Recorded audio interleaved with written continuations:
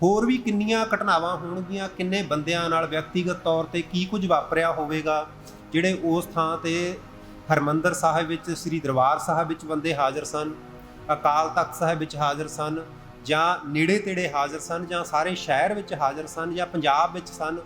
ਉਹ ਬੰਦਿਆਂ ਨੇ ਉਦੋਂ ਕੀ ਸੋਚਿਆ, ਉਹਨਾਂ ਦੇ ਮਨਾਂ 'ਤੇ ਕੀ ਵਾਪਰਿਆ, ਉਹਨਾਂ ਨਾਲ ਫੌਜ ਨੇ, ਸਰਕਾਰ ਨੇ ਕੀ ਸਲੂਕ ਕੀਤਾ, ਉਹ ਸਾਰੀਆਂ ਗੱਲਾਂ ਸਾਡੇ ਕੋਲੇ ਸਾਹਮਣੇ ਅਜੇ ਆਉਣੀਆਂ। ਉਹਨਾਂ ਵਿੱਚੋਂ ਕਾਫੀ ਕੁਝ ਬਾਕੀ ਹੈ। ਉਹ ਕਹਿੰਦੇ ਆਪਰੇਸ਼ਨ ਬਲੂ ਸਟਾਰ ਗੁੱਡ ਸਾਊਂਡਡ ਨੇਮ ਹੈ, ਕਿ ਸਰਕਾਰ ਨੇ ਐਸਾ ਨਾਂ ਰੱਖ ਲਿਆ ਜਿਹੜਾ ਕਿ ਸੋਹਣਾ ਲੱਗੇ, ਜਿਹੜਾ ਬਾਕੀਆਂ ਨੂੰ ਵੇਖਣ ਨੂੰ, ਜੇ ਆਪਰੇਸ਼ਨ ਬਲੂ ਸਟਾਰ ਕਹਿੰਦੇ ਹੋ ਤੁਸੀਂ, ਸਾਕਾ ਨੀਲਾ ਤਾਰਾ ਕਹਿੰਦੇ ਹੋ, ਤਾਂ ਇਹਦੇ ਵਿੱਚ ਸਰਕਾਰ ਗੁਨਾਹਗਾਰ ਨਹੀਂ ਹੈ। ਉਸ ਨੁਕਤੇ ਤੋਂ ਜਦੋਂ ਅਸੀਂ ਵੇਖਦੇ ਹਾਂ ਤਾਂ ਉਹ ਮੀਡੀਆ, ਜਦੋਂ ਉਹਨਾਂ ਨੇ ਨਵੰਬਰ 1984 ਨੂੰ ਵੇਖਣਾ ਅਤੇ ਜੂਨ 1984 ਨੂੰ ਵੇਖਣਾ, ਉਹਦੇ ਵਿੱਚ ਉਹ ਫਰਕ ਕਰਦੇ ਨੇ। ਨਵੰਬਰ 1984 ਦੇ ਲਈ ਉਹ ਬੜੇ ਠੀਕ ਤਰੀਕੇ ਰਿਪੋਰਟਾਂ ਲਾਉਂਦੇ ਨੇ, ਪਰ ਜੋ ਜੂਨ 1984 ਦੀ ਜੰਗ ਹੈ, ਜੋ ਸਾਡਾ ਤਰਕ ਹੈ, ਜੋ ਸਾਡਾ ਮਸਲਾ ਹੈ, ਜੋ ਸਾਡੀ ਗੱਲ ਹੈ, ਉਹ ਉੱਥੇ ਠੀਕ ਰੂਪ ਦੇ ਵਿੱਚ ਨਹੀਂ ਪਹੁੰਚਦੀ। ਇਸ ਲਈ ਜੰਗ ਦੇ ਵਿੱਚ ਪਾੜਾ ਬਹੁਤ ਜ਼ਿਆਦਾ ਸੀ, ਵਿੱਥ ਇੰਨੀ ਜ਼ਿਆਦਾ ਸੀ, ਦੋਵੇਂ ਧਿਰਾਂ ਇੰਨੀ ਦੂਰ ਖੜੀਆਂ ਸੀ ਤੇ ਕਿਤੇ ਨੇੜੇ ਤੇੜੇ ਆਉਣ ਦੀ ਸੰਭਾਵਨਾ ਬਣਦੀ ਨਹੀਂ ਸੀ।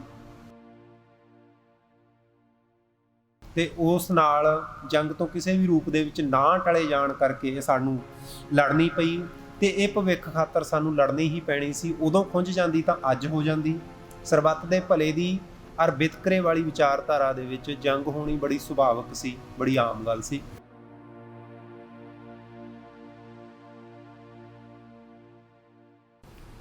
ਅੱਜ ਜੂਨ 84 ਦੇ ਘੱਲੂਘਾਰੇ ਦੀ 37ਵੀਂ ਯਾਦ ਵਿੱਚ ਜੁੜ ਬੈਠੀ ਸਾਧ ਸੰਗਤ ਜੀ, ਫਤਿਹ ਦੀ ਸਾਂਝ ਪਾਈਏ। ਵਾਹਿਗੁਰੂ ਜੀ ਕਾ ਖਾਲਸਾ, ਵਾਹਿਗੁਰੂ ਜੀ ਕੀ ਫਤਿਹ। ਅਸੀਂ ਹਰ ਸਾਲ ਜੂਨ 84 ਦੇ ਘੱਲੂਘਾਰੇ ਦੀ ਯਾਦ ਵਿੱਚ ਜੁੜ ਬੈਠਦੇ ਹਾਂ। ਵਿਚਾਰਾਂ ਕਰਨੀਆਂ ਸਾਡੀ ਲੋੜ ਹੈ, ਸਾਡੇ ਸਮੇਂ ਦੀ ਲੋੜ ਹੈ। ਲੋੜ ਇਸ ਕਰਕੇ ਹੈ ਕਿ ਇੱਕ ਤਾਂ ਇਹ ਸਾਡੀ ਪਰੰਪਰਾ ਇਹ ਆ, ਸਾਡੇ ਇਤਿਹਾਸ ਵਿੱਚ ਜਦੋਂ ਵੀ ਚਾਹੇ ਕੋਈ ਇਤਿਹਾਸ ਦੇ ਵਿੱਚ ਘੱਲੂਘਾਰਾ ਵਾਪਰਿਆ, ਚਾਹੇ ਕੋਈ ਹੋਰ ਕਿਸੇ ਤਰੀਕੇ ਪੰਥ ਦੀ ਚੜ੍ਹਦੀ ਕਲਾ ਵਾਲੀ ਘਟਨਾ ਵਾਪਰੀ ਹੈ, ਉਹਦੇ ਖਾਤਰ ਸਾਡੀ ਪਰੰਪਰਾ ਦੇ ਵਿੱਚ ਰਵਾਇਤ ਹੈ, ਅਸੀਂ ਉਹਨਾਂ ਖਾਤਰ ਜੁੜ ਕੇ ਵਿਚਾਰਾਂ ਕਰਦੇ ਹਾਂ। ਅਤੇ ਉਹ ਵਿਚਾਰਾਂ, ਸਭ ਤੋਂ ਖੂਬਸੂਰਤ ਗੱਲ ਇਹ ਹੈ ਕਿ ਉਹ ਵਿਚਾਰਾਂ ਅਸੀਂ ਗੁਰੂ ਘਰ ਕਰਦੇ ਹਾਂ, ਗੁਰਦੁਆਰਾ ਸਾਹਿਬ ਕਰਦੇ ਹਾਂ। ਜੂਨ 84 ਦੇ ਘੱਲੂਘਾਰੇ ਲਈ ਵੀ ਸਾਰੀਆਂ ਸੰਗਤਾਂ ਦੁਨੀਆ ਭਰ ਦੇ ਵਿੱਚ ਇਕੱਤਰ ਹੁੰਦੀਆਂ ਨੇ। ਇਕੱਤਰ ਹੋ ਕੇ ਗੁਰਬਾਣੀ ਦੇ ਜਾਪ ਪਾਠ, ਕੀਰਤਨ, ਕਥਾ ਜਾਂ ਕੁਝ ਇਸ ਤਰ੍ਹਾਂ ਦੀਆਂ, ਜਿਸ ਤਰ੍ਹਾਂ ਹੁਣ ਇਹ ਲੈਕਚਰ ਨੇ, ਇਹ ਨਵੇਂ ਕਿਸਮ ਦੀਆਂ ਵਿਚਾਰਾਂ ਇਹ ਸ਼ਾਮਲ ਹੋ ਗਈਆਂ। ਇਹ ਪਿਛਲੇ ਲੰਬੇ ਸਮੇਂ ਤੋਂ ਆਪਾਂ ਕਰਦੇ ਆ ਰਹੇ ਹਾਂ। ਜੂਨ 84 ਦਾ ਘੱਲੂਘਾਰਾ ਵਾਪਰੇ ਨੂੰ 37 ਸਾਲ ਹੋ ਗਏ, ਜਿਹਦੇ ਬਾਰੇ ਵੱਖੋ ਵੱਖਰੇ ਲੋਕਾਂ ਨੇ, ਵੱਖੋ ਵੱਖਰੇ ਵਿਦਵਾਨਾਂ ਨੇ, ਪੱਤਰਕਾਰਾਂ ਨੇ, ਰਾਜਨੀਤਿਕ ਹਸਤੀਆਂ ਨੇ, ਸਿੱਖਾਂ ਦੀਆਂ ਹਸਤੀਆਂ ਨੇ ਜਾਂ ਗੈਰ ਸਿੱਖ ਹਸਤੀਆਂ ਨੇ ਬਹੁਤ ਕੁਝ ਕਿਹਾ, ਬਹੁਤ ਕੁਝ ਬੋਲਿਆ। ਇਸ ਜੰਗ ਦੇ ਵਿੱਚ ਦੋ ਧਿਰਾਂ ਸਨ, ਇੱਕ ਭਾਰਤੀ ਹਕੂਮਤ ਸੀ, ਇੱਕ ਸਿੱਖ ਸਨ। ਇਸ ਦੇ ਵਿੱਚ ਭਾਰਤੀ ਹਕੂਮਤ ਨੇ ਆਪਣੇ ਵੱਲੋਂ ਗੱਲਾਂ ਦੱਸੀਆਂ ਤੇ ਸਿੱਖ ਸੰਗਤ ਨੇ, ਸਿੱਖ ਵਿਦਵਾਨਾਂ ਨੇ ਆਪਣੇ ਵੱਲੋਂ ਗੱਲਾਂ ਦੱਸੀਆਂ। ਮਨੁੱਖ ਹੈ ਜਿਹੜਾ, ਮਨੁੱਖ ਸਦਾ ਤੋਂ ਹੀ ਅਭਿਲਾਸ਼ੀ ਰਿਹਾ ਸੱਚ ਦਾ। ਮਨੁੱਖ ਨੂੰ ਇਸ ਗੱਲ ਦੀ ਇੱਛਾ ਰਹੀ ਆ ਕਿ ਕਿਸੇ ਵੀ ਘਟਨਾ, ਕਿਸੇ ਵੀ ਵਰਤਾਰੇ, ਕਿਸੇ ਵੀ ਗੱਲ ਦੇ ਪਿੱਛੇ ਲੁਕਿਆ ਹੋਇਆ ਜਿਹੜਾ ਸੱਚ ਹੈ ਉਹ ਉਸ ਨੂੰ ਪਤਾ ਲੱਗੇ। ਅਤੇ ਉਹ ਸੱਚ ਕੀ ਹੈ, ਕਿ ਜੋ ਗੱਲ ਅਸੀਂ ਕਹਿੰਦੇ ਹਾਂ ਉਹ ਸੱਚ ਹੈ, ਕਿ ਜੋ ਗੱਲ ਭਾਰਤੀ ਹਕੂਮਤ ਕਹਿੰਦੀ ਆ ਉਹ ਸੱਚ ਹੈ। ਇਹ ਅਜੇ ਦੁਵਿਧਾ ਦਾ ਮਸਲਾ ਹੀ ਬਣਿਆ ਹੋਇਆ। ਜੋ ਅਸੀਂ ਕਹਿ ਰਹੇ ਹਾਂ ਉਹ ਸਾਡੇ ਬੰਦੇ ਮੰਨ ਰਹੇ ਨੇ, ਜੋ ਭਾਰਤੀ ਹਕੂਮਤ ਵਾਲੇ ਕਹਿ ਰਹੇ ਨੇ ਉਹ ਵੀ ਅਜੇ ਸਾਡੇ ਸਾਹਮਣੇ ਸਵਾਲ ਨੇ। ਗਿਆਨੀ ਜੀ ਨੇ ਹੁਣੇ ਤੁਹਾਡੇ ਨਾਲ ਕੁਝ ਸਵਾਲ ਉਹਨਾਂ ਦੇ ਸਾਂਝੇ ਕੀਤੇ ਕਿ ਉਹ ਕਹਿੰਦੇ ਨੇ ਸੰਤ ਗੁਰਦੁਆਰਾ ਸਾਹਿਬ ਵਿੱਚ, ਸ੍ਰੀ ਅਕਾਲ ਤਖਤ ਸਾਹਿਬ ਵਿੱਚ ਕਿਉਂ ਪਹੁੰਚੇ। ਇਸ ਤਰ੍ਹਾਂ ਦੇ ਸਵਾਲ ਸਾਡੇ ਸਾਹਮਣੇ ਨੇ ਸਦਾ ਤੋਂ। ਜਿਹੜਾ ਸੱਚ ਹੈ ਜੇ ਸੱਚ ਬਾਰੇ ਤੁਸੀਂ ਇੱਕ ਨੁਕਤੇ ਤੋਂ ਗੱਲ ਕਰਨੀ ਹੋਵੇ, ਜਾਂ ਤਾਂ ਸੱਚ ਉਹ ਹੁੰਦਾ ਜੋ ਅਸਲ ਵਿੱਚ ਹੈ, ਜਾਂ ਫਿਰ ਸੱਚ ਬਣਾਇਆ ਗਿਆ ਹੁੰਦਾ। ਇਸ ਮਾਮਲੇ ਤੇ ਇਸ ਗੱਲ ਵਿੱਚ ਅਜੇ ਸੰਕਟ ਹੈ, ਦੁਵਿਧਾ ਹੈ ਕਿ ਸੱਚ ਹੈ ਕੀ ਜਾਂ ਦੱਸਿਆ ਕੀ ਗਿਆ। ਸੱਚ ਨੂੰ ਦੱਸਣ ਦੇ ਦੁਨੀਆ ਦੇ ਉੱਤੇ ਦੋ ਤਰੀਕੇ ਨੇ। ਇੱਕ ਤਾਂ ਇਹ ਹੈ ਵੀ ਤੁਸੀਂ ਤੱਥ, ਅਸਲੀਅਤ, ਘਟਨਾ ਜੋ ਵਾਪਰੀ ਹੈ ਉਹ ਦੱਸ ਦੇਵੋ, ਉਹ ਲੋਕਾਂ ਦੇ ਸਾਹਮਣੇ ਹੋ ਜਾਵੇ। ਦੂਸਰਾ ਉਸ ਦੀ ਵਿਆਖਿਆ। ਜਿਹੜੇ ਤੱਥ ਨੇ, ਤੱਥਾਂ ਦੇ ਵਿੱਚੋਂ ਇੱਦਾਂ ਵੀ ਕੁਝ ਗੱਲਾਂ ਤਾਂ ਸਾਡੇ ਸਾਹਮਣੇ ਆ ਗਈਆਂ ਪਹਿਲਾਂ। ਦਰਬਾਰ ਸਾਹਿਬ 'ਤੇ ਹਮਲਾ ਕਰਿਆ ਫੌਜਾਂ ਨੇ, ਉੱਥੇ ਕਿਹੜੀਆਂ ਕਿਹੜੀਆਂ ਘਟਨਾਵਾਂ ਵਾਪਰੀਆਂ, ਉਹ ਇਤਿਹਾਸਕ ਘਟਨਾਕ੍ਰਮ ਉਹ ਅਸੀਂ ਵੇਖ ਸਕਦੇ ਹਾਂ। ਇੱਕ ਉਹ ਹੈ, ਅਤੇ ਇੱਕ ਕੁਝ ਇਸ ਤਰ੍ਹਾਂ ਦੇ ਤੱਥ ਨੇ ਜਿਹੜੇ ਅਜੇ ਸਾਡੇ ਕੋਲੋਂ ਲੱਭੇ ਨਹੀਂ ਗਏ, ਜਿਹੜੀਆਂ ਗੱਲਾਂ ਦੀ ਸਾਡੇ ਕੋਲੋਂ ਅਜੇ ਪਛਾਣ ਨਹੀਂ ਹੋਈ। ਇੱਕ ਗੱਲ ਦੀ ਪਛਾਣ, ਜਿਵੇਂ ਤੁਹਾਡੇ ਨਾਲ ਹੁਣੇ ਗਿਆਨੀ ਜੀ ਉਹਨਾਂ ਨੇ ਗੱਲ ਕੀਤੀ ਮਲਕੀਤ ਸਿੰਘ ਹੋਰਾਂ ਦੀ ਕਿਤਾਬ ਬਾਰੇ। ਜੂਨ 84 ਦੇ ਘੱਲੂਘਾਰੇ ਦੌਰਾਨ ਜਿਹੜੇ ਵੱਖ-ਵੱਖ ਗੁਰਦੁਆਰਾ ਸਾਹਿਬਾਨ ਦੇ ਉੱਤੇ ਹਮਲੇ ਹੋਏ, ਉਸ ਖਾਤਰ ਇਹਨਾਂ ਨੇ ਇੱਕ ਪੜਤਾਲ ਕਰਕੇ ਕੁਝ ਤੱਥ ਨਵੇਂ ਸਾਡੇ ਸਾਹਮਣੇ ਰੱਖਣ ਦਾ ਯਤਨ ਕੀਤਾ। ਇੱਕ ਇਹ ਤਰੀਕਾ ਹੈ। ਹੋਰ ਵੀ ਕਿੰਨੀਆਂ ਘਟਨਾਵਾਂ ਹੋਣਗੀਆਂ, ਕਿੰਨੇ ਬੰਦਿਆਂ ਨਾਲ ਵਿਅਕਤੀਗਤ ਤੌਰ 'ਤੇ ਕੀ ਕੁਝ ਵਾਪਰਿਆ ਹੋਵੇਗਾ, ਜਿਹੜੇ ਉਸ ਥਾਂ 'ਤੇ ਹਰਿਮੰਦਰ ਸਾਹਿਬ ਵਿੱਚ, ਸ੍ਰੀ ਦਰਬਾਰ ਸਾਹਿਬ ਵਿੱਚ ਬੰਦੇ ਹਾਜ਼ਰ ਸਨ, ਅਕਾਲ ਤਖਤ ਸਾਹਿਬ ਵਿੱਚ ਹਾਜ਼ਰ ਸਨ, ਜਾਂ ਨੇੜੇ ਤੇੜੇ ਹਾਜ਼ਰ ਸਨ, ਜਾਂ ਸਾਰੇ ਸ਼ਹਿਰ ਵਿੱਚ ਹਾਜ਼ਰ ਸਨ, ਜਾਂ ਪੰਜਾਬ ਵਿੱਚ ਸਨ। ਉਹ ਬੰਦਿਆਂ ਨੇ ਉਦੋਂ ਕੀ ਸੋਚਿਆ, ਉਹਨਾਂ ਦੇ ਮਨਾਂ 'ਤੇ ਕੀ ਵਾਪਰਿਆ, ਉਹਨਾਂ ਨਾਲ ਫੌਜ ਨੇ, ਸਰਕਾਰ ਨੇ ਕੀ ਸਲੂਕ ਕੀਤਾ, ਉਹ ਸਾਰੀਆਂ ਗੱਲਾਂ ਸਾਡੇ ਕੋਲੇ ਸਾਹਮਣੇ ਅਜੇ ਆਉਣੀਆਂ। ਉਹਨਾਂ ਵਿੱਚੋਂ ਕਾਫੀ ਕੁਝ ਬਾਕੀ ਹੈ। ਤੱਥਾਂ ਦੀ ਭਾਲ, ਸੱਚ ਦੀ ਭਾਲ, ਉਹ ਸੱਚ ਨੂੰ ਕੱਢ ਕੇ ਨਵੇਂ ਰੂਪ ਦੇ ਵਿੱਚ ਸਾਹਮਣੇ ਲੈ ਕੇ ਆਉਣਾ, ਇੱਕ ਇਹ ਕੰਮ ਅਜੇ ਸਾਡੇ ਜ਼ਿੰਮੇ ਹੈ। ਅਜੇ 37 ਸਾਲ ਹੋਏ ਨੇ, ਸੈਂਕੜੇ ਹਜ਼ਾਰਾਂ ਬੰਦੇ ਨੇ ਜਿਹੜੇ ਉਸ ਘੱਲੂਘਾਰੇ ਦੌਰਾਨ ਹਾਜ਼ਰ ਸਨ, ਉਹ ਅੱਜ ਜਿਉਂਦੇ ਨੇ। ਉਹਨਾਂ ਨਾਲ ਅਸੀਂ ਗੱਲਾਂ ਕਰ ਸਕਦੇ ਹਾਂ, ਉਹਨਾਂ ਦੇ ਨੇੜੇ ਰਹਿਆਂ ਨਾਲ ਗੱਲਾਂ ਕਰ ਸਕਦੇ ਹਾਂ, ਤਾਂ ਅਸੀਂ ਇਹ ਤੱਥ, ਇਹ ਗੱਲਾਂ ਸਾਂਭ ਸਕਦੇ ਹਾਂ। ਨਹੀਂ, ਸਾਡੇ ਸਾਹਮਣੇ ਆ ਕਿ 1947 ਵਿੱਚ ਜੋ ਘੱਲੂਘਾਰਾ ਵਾਪਰਿਆ ਉਹ ਸਾਡੇ ਹੱਥਾਂ ਵਿੱਚੋਂ ਕਿਰ ਗਿਆ। ਸਾਡੇ ਕੋਲੇ ਸਿਰਫ ਉਹੀ ਜਾਣਕਾਰੀ ਹੈ ਜਿਹੜੀ ਕੁਝ ਲੇਖਕਾਂ ਨੇ ਲਿਖ ਦਿੱਤੀ। ਆਮ ਲੋਕਾਂ ਨਾਲ ਕੀ ਵਾਪਰਿਆ ਉਹ ਸਾਡੇ ਕੋਲੋਂ ਵਿਰਵਾ ਰਹਿ ਗਿਆ, ਵਾਂਝਾ ਰਹਿ ਗਿਆ। ਇੱਕ ਸੱਚ ਨੂੰ ਲੱਭਣ ਦਾ ਇੱਕ ਇਹ ਤਰੀਕਾ। ਦੂਸਰਾ ਇਹ ਹੁੰਦਾ ਹੈ ਕਿ ਜਿਹੜੀਆਂ ਘਟਨਾਵਾਂ, ਤੱਥ ਜਿਹੜੇ ਵਾਪਰੇ ਨੇ, ਉਹਨਾਂ ਦੇ ਵਿੱਚੋਂ ਗਲਤ ਕੀ ਸਥਾਪਿਤ ਹੋ ਗਿਆ। ਥੋੜ੍ਹੇ ਦਿਨ ਪਹਿਲਾਂ ਹੀ ਇੱਕ ਸੋਸ਼ਲ ਮੀਡੀਆ ਰਾਹੀਂ ਨਿਊਯਾਰਕ ਟਾਈਮਜ਼ ਦੇ ਵਿੱਚ ਅਪ੍ਰੈਲ ਦੇ ਵਿੱਚ ਛਪੀ ਹੋਈ ਇੱਕ ਖਬਰ ਸਾਹਮਣੇ ਆਈ ਕਿ ਅਪ੍ਰੈਲ 1984 ਦੇ ਵਿੱਚ, 16 ਅਪ੍ਰੈਲ ਮੇਬੀ 1984 ਦੇ ਵਿੱਚ ਸਿੱਖ ਰੇਡਰਜ਼ ਨੇ 37 ਰੇਲਵੇ ਸਟੇਸ਼ਨ ਸਾੜ ਦਿੱਤੇ। ਇਹ ਕੀ ਹੈ? ਇਹ ਉਹ ਫੈਕਟ ਨੇ ਜਿਹੜੇ ਕਿ ਗਲਤ ਤੱਥ, ਗਲਤ ਜਾਣਕਾਰੀ ਫੀਡ ਕੀਤੀ ਹੋਈ ਆ ਦੁਨੀਆ ਦੀਆਂ ਵੱਖੋ-ਵੱਖ ਥਾਵਾਂ 'ਤੇ, ਵੱਖੋ-ਵੱਖ ਮੀਡੀਆ ਸੈਂਟਰਾਂ ਨੂੰ। ਹੋਰ ਦੁਨੀਆ ਦੇ ਵਿੱਚ ਇਹ ਤਾਂ ਆਪਣੇ ਸਾਹਮਣੇ ਇੱਕ ਗੱਲ ਆਈ ਆ, ਉਸ ਵੇਲੇ ਮੀਡੀਆ ਦਾ ਪੂਰਾ ਜਿਹੜਾ ਕਬਜ਼ਾ ਸੀ ਉਹ ਹਕੂਮਤ ਦੇ ਹੱਥ ਵਿੱਚ ਸੀ। ਕੁਝ ਲੋਕਾਂ ਨੇ, ਬ੍ਰਹਮ ਚਲਾਨੀ ਵਰਗਿਆਂ ਨੇ ਗੱਲ ਨੂੰ ਬਾਹਰ ਕੱਢਿਆ, ਨਹੀਂ ਵੱਡਾ ਹਿੱਸਾ ਤੇ ਬਾਹਰ ਖਬਰਾਂ ਕੀ ਭੇਜਣੀਆਂ ਨੇ ਉਹ ਸਾਰੇ ਦਾ ਸਾਰਾ ਵਿਉਂਤਿਆ ਹੋਇਆ ਹੁੰਦਾ ਸੀ। ਤਾਂ ਜਿਹੜੀਆਂ ਇਸ ਤਰ੍ਹਾਂ ਦੀਆਂ ਗੱਲਾਂ, ਇਸ ਤਰ੍ਹਾਂ ਦੇ ਤੱਥ ਸਾਡੇ ਉਲਟ ਨੇ, ਉਲਟ ਨਾ ਕਹੋ, ਸਾਡੇ ਉਲਟ ਵੀ ਜਾਵੇ ਕੋਈ ਤੱਥ, ਕੋਈ ਗੱਲ ਨਹੀਂ, ਜਿਹੜੇ ਕਿ ਸੱਚ ਨਹੀਂ ਹਨ, ਉਹ ਗਲਤ ਸਾਬਤ ਹੋਏ, ਗਲਤ ਪਹੁੰਚੇ ਹੋਏ ਤੱਥਾਂ ਦੀ ਦਰੁਸਤੀ ਕਰਨਾ ਵੀ ਸਾਡੇ ਲਈ ਸੱਚ ਨੂੰ ਸਹੀ ਰੂਪ ਦੇ ਵਿੱਚ ਉਜਾਗਰ ਕਰਨ ਖਾਤਰ ਇੱਕ ਸਾਡੀ ਲੋੜ ਹੈ। ਦੂਜਾ ਨੁਕਤਾ ਇਸ ਵਿੱਚ ਇਹ ਹੈ ਕਿ ਤੱਥਾਂ ਦੀ ਵਿਆਖਿਆ। ਜਿਹੜੀ ਤੱਥਾਂ ਦੀ ਵਿਆਖਿਆ ਦੇ ਵਿੱਚ ਸਭ ਤੋਂ ਪਹਿਲਾ ਮਾਮਲਾ ਤਾਂ ਇਹੀ ਆਉਂਦਾ ਹੈ ਕਿ ਇਸ ਘੱਲੂਘਾਰੇ ਦਾ ਨਾਂ ਕੀ ਹੈ। ਅਸੀਂ ਇਸ ਨੂੰ ਤੀਜਾ ਘੱਲੂਘਾਰਾ ਪ੍ਰਵਾਨ ਕਰ ਲਿਆ। ਕੁਛ ਇਸ ਨੂੰ ਜੰਗ ਵੀ ਕਹਿੰਦੇ ਨੇ ਕਿ ਉਹ ਜੰਗ ਸੀ। ਸਰਕਾਰ ਨੇ ਇਸ ਨੂੰ ਨਾਂ ਦਿੱਤਾ ਆਪਰੇਸ਼ਨ ਬਲੂ ਸਟਾਰ।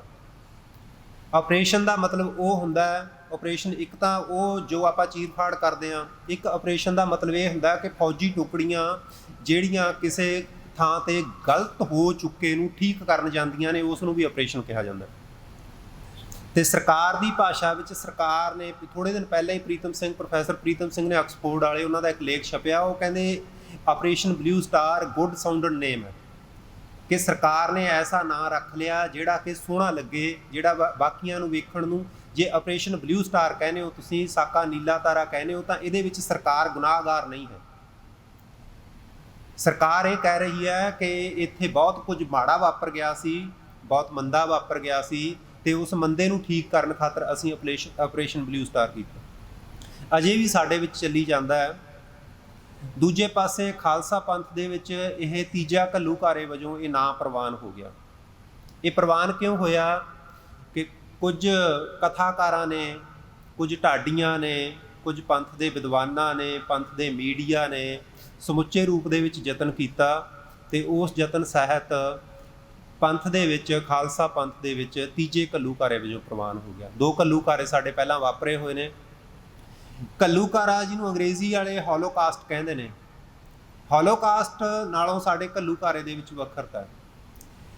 असीं जंग कहने आ अते घल्लूघारा कहने आ। साडे घल्लूघारे दे विच जंग भी शामिल है। साडे घल्लूघारे ने जिहड़े ये तिन्ने घल्लूघारे ने, ये तिन्ने घल्लूघारे जंगी घल्लूघारे ने।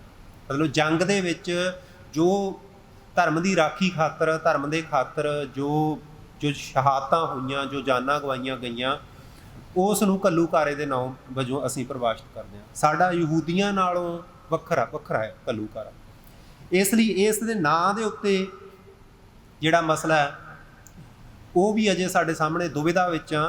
खालसा पंथ ने प्रवान कर लिया, हौली हौली असीं होर लोकां नूं भी ये गल स्पष्ट करनी आ कि ये की भाणा की सी, ये वापरिया की सी। व्याख्या के नुकते तो ही एक ये सवाल है कि लड़ाई काहदे खातर कीती तुसीं। कुछ लोग इस नूं कहंदे ने कि असीं अपनी होंद खातर लड़े, असीं अपनी पछाण खातर लड़े। कुछ लोग इस नूं कहंदे ने कि असीं अपने देश खातर, अपनी धरती खातर, अपने होमलैंड खातर लड़े। कुछ इदां कहंदे ने कि असीं ये जंग इंसाफ खातर लड़े, ये जंग असीं न्याय खातर लड़े। कुछ इदां भी कहंदे ने कि अखीर सानूं मरदिआं नूं हथियार चक्कणे पए जदों साडे गल दे उत्ते तलवार आ पई। ये गल्लां भी थोड़ियां ਜਾਂ ਬਹੁਤੀਆਂ सच ने, पर असल विच ये जंग किस नुकते तो लड़ी गई उहदे बारे भी आपां इस अज वाली गलबात विच गल करांगे। अगला एक नुकता सच नूं ਲੱਭਣ ਵਿੱਚ, सच नूं व्याख्यात करन ਵਿੱਚ, ਅਤੇ ਤੀਜਾ ਦੱਸਣ ਵਿੱਚ, ਜਿਹੜੀ ਸਾਡੇ ਸਾਹਮਣੇ ਸਮੱਸਿਆ ਆ ਰਹੀ ਹੈ। ਹੁਣ ਜੇ ਤੁਸੀਂ ਵੇਖਣਾ ਹੋਵੇ हिंदुस्तान के ਬਣਤਰ ਵਿੱਚ ਜਾਂ ਦੁਨੀਆ ਦੀ ਬਣਤਰ ਵਿੱਚ ਮੀਡੀਆ ਦੋ ਭਾਗਾਂ ਵਿੱਚ ਵੰਡਿਆ ਪਿਆ। ਇੱਕ ਤਾਂ ਉਹ ਮੀਡੀਆ ਹੈ ਜਿਹੜਾ ਸਰਕਾਰ ਜਾਂ ਹਕੂਮਤਾਂ ਦੀ ਤਰਜ਼ ਤੇ ਚੱਲਦਾ, ਇੱਕ ਉਹ ਮੀਡੀਆ ਹੈ ਜਿਸ ਨੂੰ ਅਸੀਂ ਕ੍ਰੈਡੀਬਲ ਮੀਡੀਆ ਕਹਿ ਲੈਂਦੇ ਹਾਂ, ਜਿਹਨੂੰ ਅਸੀਂ ਵਿਸ਼ਵਾਸਯੋਗ ਮੀਡੀਆ ਕਹਿ ਲੈਂਦੇ ਹਾਂ। ਹਿੰਦੁਸਤਾਨ ਦੇ ਵਿੱਚ ਕੁਝ ਵੈਬਸਾਈਟਾਂ, ਚੈਨਲ, ਅਖਬਾਰ ਹਨ, ਬਾਹਰਲੇ ਦੇਸੀ ਵੀ ਹਨ। ਉਸ ਨੁਕਤੇ ਤੋਂ ਜਦੋਂ ਅਸੀਂ ਵੇਖਦੇ ਹਾਂ ਤਾਂ ਉਹ ਮੀਡੀਆ ਜਦੋਂ ਉਹਨਾਂ ਨੇ ਨਵੰਬਰ 1984 ਨੂੰ ਵੇਖਣਾ ਅਤੇ ਜੂਨ 1984 ਨੂੰ ਵੇਖਣਾ, ਉਹਦੇ ਵਿੱਚ ਉਹ ਫਰਕ ਕਰਦੇ ਨੇ। ਨਵੰਬਰ 1984 ਦੇ ਲਈ ਉਹ ਬੜੇ ਠੀਕ ਤਰੀਕੇ ਰਿਪੋਰਟਾਂ ਲਾਉਂਦੇ ਨੇ, ਪਰ ਜੋ ਜੂਨ 1984 ਦੀ ਜੰਗ ਹੈ, ਜੋ ਸਾਡਾ ਤਰਕ ਹੈ, ਜੋ ਸਾਡਾ ਮਸਲਾ ਹੈ, ਜੋ ਸਾਡੀ ਗੱਲ ਹੈ, ਉਹ ਉੱਥੇ ਠੀਕ ਰੂਪ ਦੇ ਵਿੱਚ ਨਹੀਂ ਪਹੁੰਚਦੀ। ਉਹਦੇ ਪਿੱਛੇ ਕਾਰਨ ਇਹ ਹੈ कि जो तर्क असीं अपनी इस जंग खातर दे रहे हाँ, कादे खातर असीं खड़े, कादे खातर लड़े, तो उस दे नाल वो साडे नाल अजे सहमत नहीं होए। कुछ टावे टल्ले लेख छप जाते हैं, वो लेखां नूं भी वो ओपीनीयन के नां थल्ले छापते हैं। इसलिए साडा नुकता है जिहड़ा जून 84 के बाबत, ਉਹਦੇ ਬਾਰੇ ਅਸੀਂ ਐਨ ਇੱਕ ਵਿਸ਼ਵ ਪੱਧਰ ਦੇ ਉੱਤੇ ਕਿਸੇ ਪਲੇਟਫਾਰਮ ਨੇ ਸਾਨੂੰ ਅਜੇ ਸਿੱਧੇ ਰੂਪ ਦੇ ਵਿੱਚ, ਜਿਹੜਾ ਕਿ ਨਾਨ ਸਿੱਖ ਪਲੇਟਫਾਰਮ ਹੋਵੇ, ਚਾਹੇ ਉਹ ਆਪਣੇ ਆਪ ਨੂੰ ਸੈਕੂਲਰ ਵੀ ਅਖਵਾਵੇ, ਉਸ ਨੇ ਸਾਨੂੰ ਅਜੇ ਤੱਕ ਉਸ ਪੱਧਰ 'ਤੇ ਸਪੋਰਟ ਨਹੀਂ ਦਿੱਤੀ। ਉਹਦੇ ਪਿੱਛੇ ਇੱਕ ਕਾਰਨ ਇਹ ਵੀ ਹੈ ਵੀ ਸਾਡੇ ਕੋਲੋਂ ਵੀ ਇਹ ਹੋ ਸਕਦਾ ਵੀ ਆਪਣੀ ਗੱਲ ਅਜੇ ਠੀਕ ਰੂਪ ਦੇ ਵਿੱਚ ਨਾ ਦੱਸੀ ਜਾ ਸਕੀ ਹੋਵੇ। ਅਸੀਂ ਕਿਸੇ ਦੂਜੇ 'ਤੇ ਹੀ ਨਹੀਂ ਉਸ ਨੂੰ ਦੋਸ਼ੀ ਕਹਿ ਸਕਦੇ। ਹੁਣ ਆਪਾਂ ਇੱਕ ਜਿਹੜੀ ਗੱਲ ਕਰਨੀ ਆ ਅੱਜ, ਉਹ ਗੱਲ ਇਹ ਹੈ ਕਿ ਜਿਹੜਾ ਤੀਜਾ ਘੱਲੂਘਾਰਾ ਵਾਪਰਿਆ, ਇਹ ਸਾਡੇ ਨੇੜ ਭਵਿੱਖ ਵਿੱਚ, ਨੇੜ ਭੂਤ ਵਿੱਚ ਵਾਪਰਿਆ। ਨੇੜ ਭੂਤ ਵਿੱਚ ਵਾਪਰਨ ਕਰਕੇ ਇਸ ਦੇ ਉੱਤੇ ਅਨੇਕਾਂ ਸਵਾਲ ਨੇ। ਸਿਰਫ ਇਹ ਨਹੀਂ ਹੈ ਵੀ ਗੈਰ ਸਿੱਖਾਂ ਦੇ ਸਵਾਲ ਨੇ ਜਾਂ ਸਰਕਾਰ ਦੇ ਸਵਾਲ ਨੇ ਜਾਂ ਕੁਝ ਜਿਹੜੇ ਲੋਕ ਆਪਣੇ ਆਪ ਨੂੰ ਸੈਕੂਲਰ ਕਹਾਉਂਦੇ ਨੇ ਉਹਨਾਂ ਦੇ ਸਵਾਲ ਨੇ, ਕੁਝ ਸਿੱਖ ਲੋਕਾਂ ਦੇ ਵੀ ਸਵਾਲ ਨੇ। ਇੱਕ ਤਾਂ ਜਿਹੜਾ ਗਿਆਨੀ ਜੀ ਨੇ ਗੱਲ ਕਰੀ ਸੀ, ਇੱਕ ਉਹੀ ਸਵਾਲ ਹੈ ਕਿ ਸੰਤ ਗੁਰਦੁਆਰਾ ਦਰਬਾਰ ਸਾਹਿਬ ਦੇ ਵਿੱਚ ਕਿਉਂ ਹੈ। ਕੁਝ ਸਵਾਲ ਇੱਦਾਂ ਦੇ ਨੇ ਵੀ ਤੁਸੀਂ ਹਥਿਆਰ ਕਿਉਂ ਚੱਕੇ, ਤੁਸੀਂ ਹਿੰਸਾ ਕਿਉਂ ਕੀਤੀ। ਮੈਂ ਜਿਹੜੀ ਤੁਹਾਡੇ ਨਾਲ ਗੱਲ ਕਰਨੀ ਆ ਉਹ ਇਸੇ ਨੁਕਤੇ ਤੋਂ ਕਰਨੀ ਆ ਕਿ ਇਹ ਹਿੰਸਾ ਇੱਕ ਜਿਹੜੀ ਸਰਕਾਰ ਨੇ ਕਰੀ, ਇੱਕ ਜਿਹੜੀ ਸਿੱਖਾਂ ਨੇ ਕਰੀ, ਉਹਦੇ ਵਿੱਚ ਫਰਕ ਕੀ ਆ, ਉਹਦੇ ਵਿੱਚ ਵਿੱਥ ਕੀ ਆ, ਉਹ ਕਿਉਂ ਹੈ। ਮਾਮਲਾ ਅਸਲ ਵਿੱਚ ਇਹ ਹੈ ਵੀ ਦੁਨੀਆ ਦੀ ਕੋਈ ਵੀ ਕੌਮ ਨਹੀਂ ਹੈ ਐਸੀ ਜਿਸ ਨੇ ਕੋਈ ਬੰਦਾ ਨਾ ਮਾਰਿਆ ਹੋਵੇ। ਚਾਹੇ ਕਿਸੇ ਨੇ ਆਪਣੇ ਸੱਭਿਆਚਾਰ ਦੀ ਰਾਖੀ ਕਹਿ ਕੇ ਮਾਰਿਆ, ਕਿਸੇ ਨੇ ਆਪਣੇ ਧਰਮ ਦੀ ਰਾਖੀ ਕਹਿ ਕੇ ਮਾਰਿਆ, ਜਿਹਾਦ ਕਹਿ ਕੇ ਮਾਰਿਆ, ਕਿਸੇ ਨੇ ਆਪਣੇ ਦੇਸ਼ ਦੀ ਰਾਖੀ ਕਹਿ ਕੇ ਬੰਦੇ ਮਾਰੇ, ਕਿਸੇ ਨੇ ਇਹ ਕਹਿ ਕੇ ਬੰਦੇ ਮਾਰੇ ਕਿ ਇਹਨਾਂ ਨੇ ਗਲਤੀਆਂ ਕੀਤੀਆਂ, ਅਸੀਂ ਇਹਨਾਂ ਨੂੰ ਸਜ਼ਾ ਦਿੰਦੇ ਹਾਂ।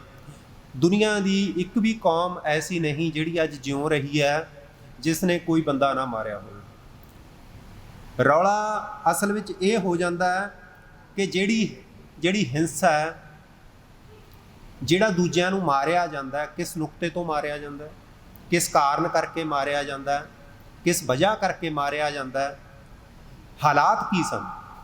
ਹੁਣ ਇਹ ਹਿੰਸਾ ਇੱਕ ਤੇ ਤੁਸੀਂ ਅੱਜ ਤੁਸੀਂ ਦੁਨੀਆ ਭਰ ਦੇ ਵਿੱਚ ਜਦੋਂ ਅਖਬਾਰ ਪੜ੍ਹਦੇ ਹੋ ਜਾਂ ਹੋਰ ਚੰਗੇ ਲੇਖ ਪੜ੍ਹਦੇ ਹੋ ਜਾਂ ਤੁਸੀਂ UN ਦੀਆਂ ਰਿਪੋਰਟਾਂ ਪੜ੍ਹਦੇ ਹੋ ਤਾਂ ਉਹਦੇ ਵਿੱਚ ਇੱਕ ਸ਼ਬਦ ਤੁਹਾਨੂੰ ਬੜਾ ਜ਼ੋਰ ਨਾਲ ਲਿਖਿਆ ਮਿਲੂਗਾ, ਉਹ ਹੈ ਪੀਸ, ਸ਼ਾਂਤੀ। ਹਰ ਕੋਈ, ਚਾਹੇ ਕੋਈ ਨਾਨ ਗਵਰਨਮੈਂਟ ਆਰਗੇਨਾਈਜੇਸ਼ਨ ਹੈ, ਚਾਹੇ ਕੋਈ ਗਵਰਨਮੈਂਟ ਆਰਗੇਨਾਈਜੇਸ਼ਨ ਹੈ, ਉਹ ਸਾਰੇ ਦਾਅਵਾ ਇਹ ਕਰਦੇ ਨੇ ਕਿ ਅਸੀਂ ਦੁਨੀਆ ਵਿੱਚ ਸ਼ਾਂਤੀ ਸਥਾਪਿਤ ਕਰ ਰਹੇ ਹਾਂ। ਸ਼ਾਂਤੀ ਸਥਾਪਿਤ ਕਰਨ ਖਾਤਰ ਉਹ ਯਤਨ ਕਰ ਰਹੇ ਨੇ। ਇਸ ਲਈ ਹੁਣ ਜਿਹੜਾ ਜ਼ਮਾਨਾ ਹੈ ਉਹ ਹਿੰਸਾ ਦੀ ਵਕਾਲਤ ਦਾ ਨਹੀਂ, ਜ਼ਮਾਨਾ ਸ਼ਾਂਤੀ ਦੀ ਗੱਲ ਕਰਨ ਦਾ। ਪਰ ਸਾਡੇ ਸਾਹਮਣੇ ਇਹ ਸਵਾਲ ਹੈ ਕਿ ਤੁਸੀਂ ਕਿਉਂ ਹਿੰਸਾ ਕੀਤੀ। ਸਾਡੇ ਸਾਹਮਣੇ ਇਹ ਮਸਲਾ ਬਣਿਆ ਹੋਇਆ। ਹੁਣ ਜਦੋਂ ਅਸੀਂ ਵੇਖਦੇ ਹਾਂ ਕਿ ਉਹ ਤੇ ਜੰਗ ਸੀ, ਜੰਗ ਤਾਂ ਸਦਾ ਹੀ ਹਿੰਸਾ ਦਾ ਘਰ ਹੁੰਦੀ ਹੈ, ਜੰਗ ਦੇ ਵਿੱਚ ਹਿੰਸਾ ਤੋਂ ਕਿਵੇਂ ਬਚਾਅ ਹੋ ਸਕਦਾ। ਇਸ ਨੁਕਤੇ ਬਾਰੇ ਜੇ ਅਸੀਂ ਗੱਲ ਕਰਨੀ ਆ ਅੱਜ, ਇਸ ਆਪਣੀ ਜਿਹੜੀ ਗੱਲਬਾਤ ਆ ਇਹਦੇ ਵਿੱਚ, ਇਸ ਹਿੰਸਾ ਦੇ ਨੁਕਤੇ ਤੇ ਗੱਲ ਕਰਨ ਵਾਲੀਆਂ ਤਿੰਨ ਧਿਰਾਂ ਨੇ। ਇੱਕ ਉਹ ਧਿਰ ਹੈ ਜਿਹੜੀ ਭਾਰਤੀ ਹਕੂਮਤ ਦੇ ਪੱਖ ਵਿੱਚ ਬੋਲਦੀ ਆ, ਜਿਹੜੀ ਭਾਰਤੀ ਹਕੂਮਤ ਦੇ ਪੱਖ ਤੋਂ ਗੱਲ ਕਰਦੀ ਆ। ਉਹ ਧਿਰ ਇਹ ਕਹਿੰਦੀ ਆ ਕਿ ਜੂਨ 1984 ਵੀ, ਨਵੰਬਰ 1984 ਵੀ ਜਿਹੜੇ ਸਿੱਖ ਭਾਰਤ ਦੇ ਖਿਲਾਫ, ਭਾਰਤ ਨੂੰ ਤੋੜਨ ਖਾਤਰ ਗਤੀਵਿਧੀਆਂ ਕਰ ਰਹੇ ਸੀ, ਉਹਨਾਂ ਖਾਤਰ ਉਹਨਾਂ ਨੂੰ ਸਬਕ ਸਿਖਾਉਣ ਲਈ ਇਹ ਜ਼ਰੂਰੀ ਸੀ। ਇੱਕ ਵਿਆਖਿਆ ਦਾ ਨੁਕਤਾ ਇਹ ਹੈ।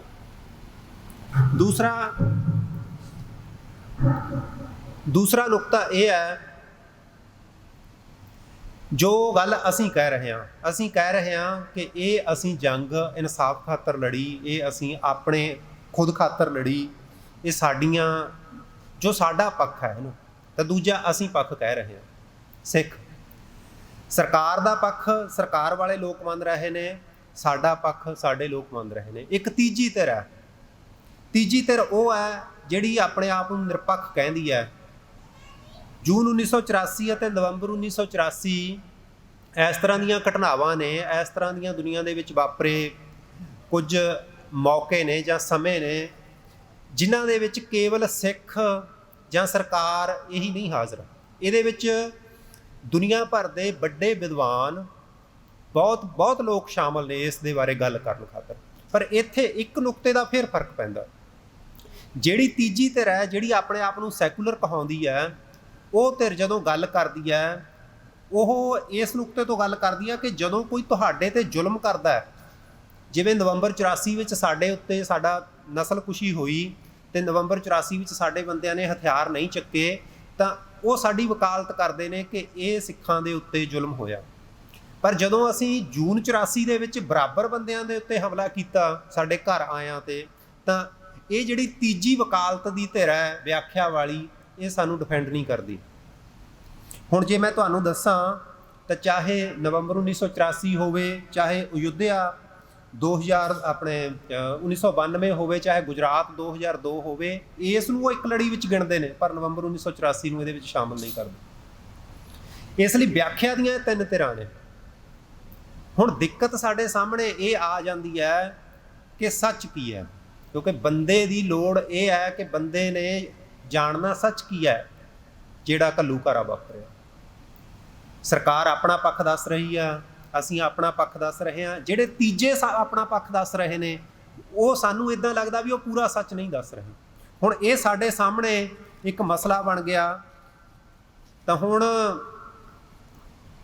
ਇਸ ਮਸਲੇ ਨੂੰ ਪੜਤਾਲਣ ਖਾਤਰ ਸਾਡੇ ਕੋਲੇ ਇੱਕੋ ਰਾਹ ਰਹਿ ਜਾਂਦਾ ਹੈ ਕਿ ਇਸ ਜੰਗ ਦੇ ਵਿੱਚ ਲੜਨ ਵਾਲੀਆਂ ਦੋ ਧਿਰਾਂ ਸਨ, ਇੱਕ ਸਿੱਖ ਸਨ, ਇੱਕ ਭਾਰਤੀ ਹਕੂਮਤ ਸੀ।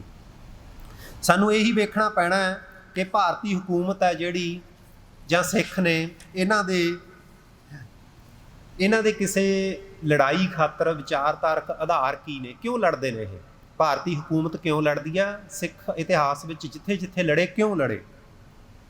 ਜਾਂ ਉਹਨਾਂ ਨੇ ਜਦੋਂ ਦੂਜਿਆਂ ਨੂੰ ਮਾਰਿਆ ਉਹਨਾਂ ਦਾ ਇਤਿਹਾਸ ਮਿਥਿਹਾਸ, ਉਹਨਾਂ ਦਾ ਪਿਛੋਕੜ ਕੀ ਹੈ, ਉਹ ਪ੍ਰੇਰਨਾ ਕਿੱਥੋਂ ਲੈਂਦੇ ਨੇ? ਦੂਜਾ ਸਵਾਲ ਇਹ ਹੋ ਜਾਂਦਾ। ਤੀਜਾ, ਕਿਸੇ ਵੀ ਜੰਗ ਦੇ ਵਿੱਚ ਇੱਕ ਸਵਾਲ ਬੜਾ ਪੱਕਾ ਹੁੰਦਾ ਕਿ ਲੜਾਈ ਸ਼ੁਰੂ ਕਿਹਨੇ ਕੀਤੀ। ਲੜਾਈਆਂ ਦੁਨੀਆ ਤੇ ਬਹੁਤ ਹੁੰਦੀਆਂ ਨੇ, ਜਦੋਂ ਲੜਾਈ ਦਾ ਮੁਕਾਉਣ ਵਾਲੇ ਬੰਦੇ ਲੜਾਈ ਮੁਕਾਉਣ ਲੱਗਦੇ ਨੇ ਤਾਂ ਉਹ ਇੱਕ ਸਵਾਲ ਪੁੱਛਦੇ ਨੇ ਵੀ ਕਿਹਨੇ ਸ਼ੁਰੂ ਕੀਤੀ, ਲੜਾਈ ਸ਼ੁਰੂ ਕਿਹਨੇ ਕੀਤੀ।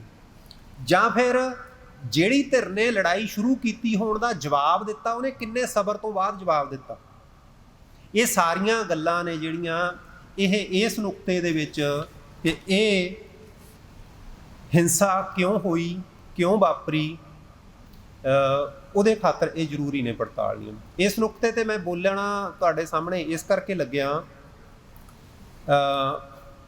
2 ਸਾਲ ਪਹਿਲਾਂ ਮੈਂ ਇੰਗਲੈਂਡ ਦੇ ਵਿੱਚ ਕਿਸੇ ਮਿੱਤਰ ਪ੍ਰੇਮੀਆਂ ਨਾਲ ਮਿਲਿਆ ਅਤੇ ਉਹਨਾਂ ਨੇ ਸਾਨੂੰ ਇੱਕ ਸਵਾਲ ਕੀਤਾ ਕਿ ਜਿਹੜੇ ਸਾਡੇ ਬਾਹਰਲੇ ਦੇਸ਼ਾਂ ਦੇ ਸਿੱਖਾਂ ਦੇ ਨਿਆਣੇ ਨੇ ਉਹ ਸਾਨੂੰ ਪੁੱਛਦੇ ਨੇ ਵੀ ਤੁਸੀਂ ਜਦੋਂ ਤੁਹਾਡੇ ਨਾਲ ਸਰਕਾਰ ਧੱਕਾ ਕਰ ਰਹੀ ਸੀ ਤੁਸੀਂ ਭਾਰਤੀ ਅਦਾਲਤਾਂ ਦੇ ਵਿੱਚ ਆਪਣੀ ਗੱਲ ਕਿਉਂ ਨਹੀਂ ਰੱਖੀ, ਤੁਸੀਂ ਆਪ ਹਥਿਆਰ ਕਿਉਂ ਚੁੱਕੇ?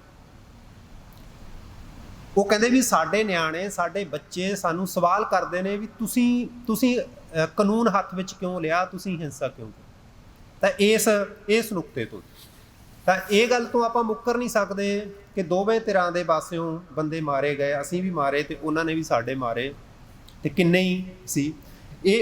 ਇਸ ਨੁਕਤੇ ਤੋਂ ਜਦੋਂ ਅਸੀਂ ਵੇਖਦੇ ਹਾਂ ਤਾਂ ਦੋ ਧਿਰਾਂ ਹੋ ਗਈਆਂ ਲੜਨ ਵਾਲੀਆਂ, ਇੱਕ ਭਾਰਤੀ ਹਕੂਮਤ, ਇੱਕ ਅਸੀਂ। ਜਿਹੜੀ ਭਾਰਤੀ ਹਕੂਮਤ ਹੈ ਉਹਦਾ ਅਸਲ ਖਾਸਾ ਕੀ ਹੈ?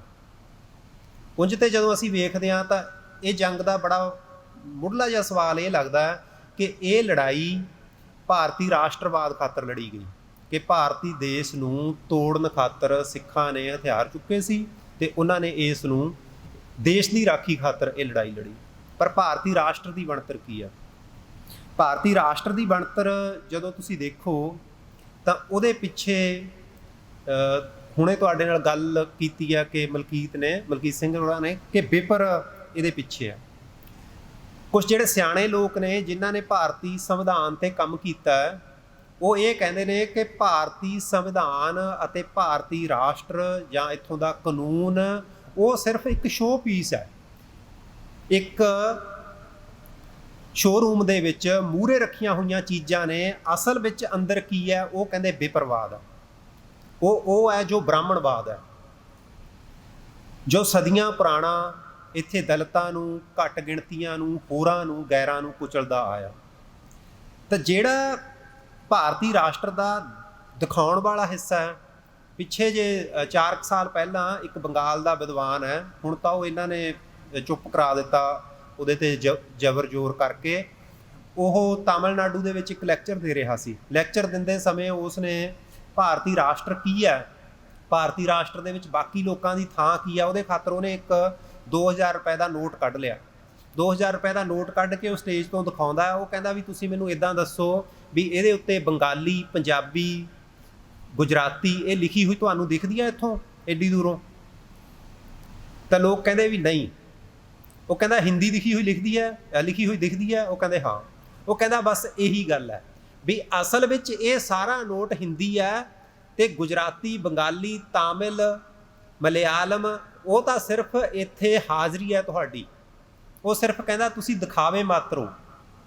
ਤਾਂ ਜਿਹੜੀ ਤੁਹਾਡੀ ਅਸਲ ਹੈਸੀਅਤ ਹੈ ਉਹ ਸਿਰਫ ਹਿੰਦੁਸਤਾਨ ਦੇ ਸੰਵਿਧਾਨ ਵਿੱਚ, ਬੇਸ਼ੱਕ ਇੱਥੇ ਕਿਹਾ ਜਾਂਦਾ ਕਿ ਇਹ ਸੈਕੂਲਰ ਹੈ, ਇੱਥੇ ਸਭ ਦੇ ਹੱਕ ਬਰਾਬਰ ਨੇ, ਉਹ ਕਹਿੰਦਾ ਵੀ ਇੰਨੀ ਬਰੀਕ ਲਿਖਤ ਵਿੱਚ ਜਿਵੇਂ ਤੁਹਾਨੂੰ ਥਾਂ ਦਿੱਤੀ ਹੋਈ ਹੈ, ਇਹੋ ਜਿਹੀ ਥਾਂ ਤੁਹਾਡੀ ਸਾਰੇ ਹਿੰਦੁਸਤਾਨ ਦੇ ਸੰਵਿਧਾਨ ਵਿੱਚ ਅਤੇ ਬਾਕੀ ਸੱਭਿਆਚਾਰ ਵਿੱਚ ਹੈ।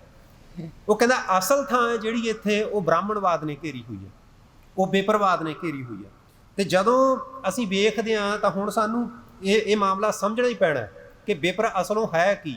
ਜਿੰਨੀ ਦੇਰ ਤੱਕ ਅਸੀਂ ਇਹ ਨਾ ਸਮਝ ਸਕੇ ਕਿ ਵਿਪਰ ਕੀ ਹੈ, ਤਾਂ ਉਨੀ ਦੇਰ ਤੱਕ ਅਸੀਂ ਇਸ ਤੀਜੇ ਘੱਲੂਘਾਰੇ ਖਾਤਰ ਠੀਕ ਵਿਆਖਿਆ ਨਹੀਂ ਕਰ ਸਕਦੇ। ਜਦੋਂ ਤੁਸੀਂ ਵਿਪਰ ਨੂੰ ਸਮਝਦੇ ਹੋ ਤਾਂ ਵਿਪਰ ਪ੍ਰੇਰਨਾ ਕਿੱਥੋਂ ਲੈਂਦਾ? ਆਪਣੇ ਸ਼ਾਸਤਰਾਂ ਤੋਂ।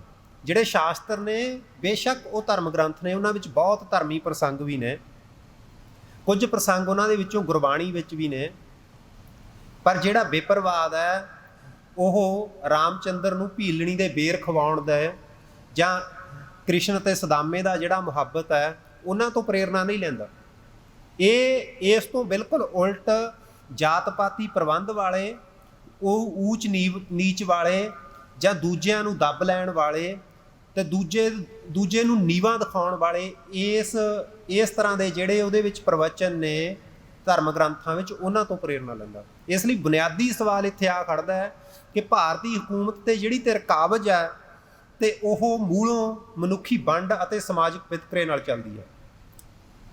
ਤੇ ਜਿਹੜੀ ਇਸ ਤਰ੍ਹਾਂ ਦੀ ਧਿਰ ਹੈ ਤਾਂ ਕੀ ਉਹਦੇ ਨਾਲ ਸਿੱਖਾਂ ਦਾ ਰਹਿਣਾ ਵਾਜਬ ਹੋ ਸਕਦਾ ਜਾਂ ਰਿਹਾ ਜਾ ਸਕਦਾ?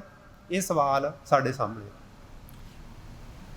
ਉਹਨਾਂ ਦਾ ਜਿਹੜਾ ਆਧਾਰ ਹੈ ਉਹ ਵੇਦ ਸ਼ਾਸਤਰ ਆ। ਉਹ ਇੱਥੋਂ ਚੱਲਦੇ ਨੇ ਕਿ ਜਿਹੜਾ ਕੋਈ ਵੀ ਦੂਜਾ ਸਾਡੇ ਤੋਂ ਸਿਵਾਏ ਉਹ ਛੋਟਾ ਹੈ, ਚਾਹੇ ਉਹ ਖੱਤਰੀ ਵੀ ਕਿਉਂ ਨਾ ਹੋਵੇ। ਬ੍ਰਾਹਮਣ ਆ ਜਿਹੜਾ, ਬ੍ਰਾਹਮਣ ਕਹਿੰਦਾ ਚਾਹੇ ਦੂਜਾ ਕਸ਼ਤਰੀ ਵੀ ਕਿਉਂ ਨਾ ਹੋਵੇ, ਤੇ ਉਹ ਵੀ ਸਾਡੇ ਨਾਲੋਂ ਛੋਟਾ। ਫਿਰ ਵੈਸ਼ ਸ਼ੂਦਰ, ਤਾਂ ਇਹ ਜਿਹੜੀ ਬਣਤਰ ਸੀ, ਬੇਸ਼ੱਕ ਇੱਥੇ ਸੰਵਿਧਾਨ ਦੇ ਵਿੱਚ ਲਿਖਿਆ ਹੋਇਆ ਕਿ ਸਾਰੇ ਬਰਾਬਰ ਨੇ, ਪਰ ਅਮਲੀ ਰੂਪ ਦੇ ਵਿੱਚ ਤੁਸੀਂ ਸਮਝਦੇ ਹੀ ਹੋ 72-74 ਸਾਲ ਹੋ ਗਏ, 7 ਦਹਾਕੇ ਲੰਘ ਗਏ, ਤੇ ਹਾਲ ਕੀ ਹੈ।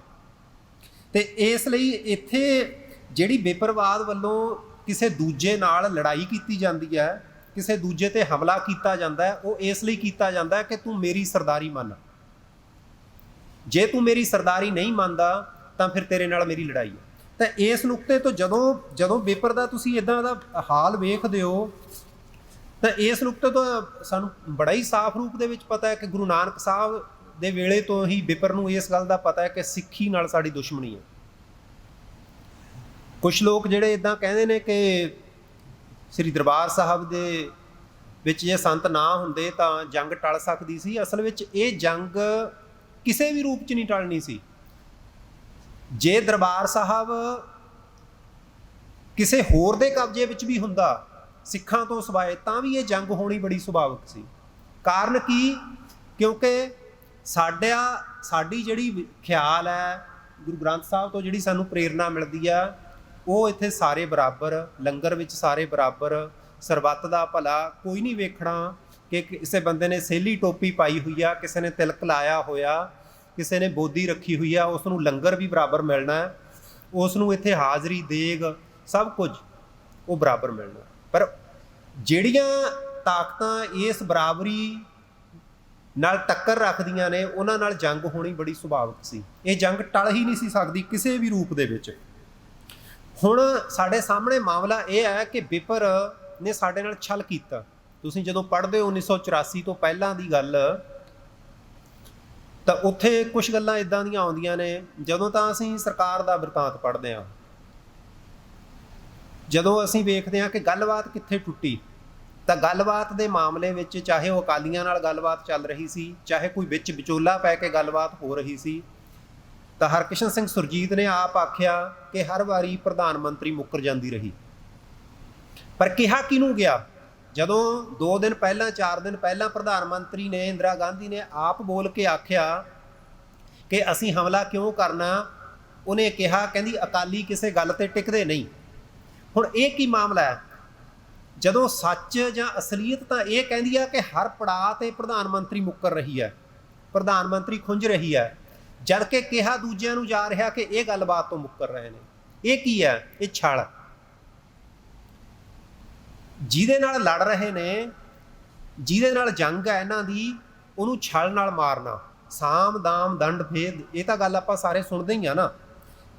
ਜਦੋਂ ਛਲ ਨਾਲ ਮਾਰਨਾ ਹੈ ਤਾਂ ਛਲ ਨਾਲ ਕਿਉਂ ਮਾਰਦੇ ਨੇ?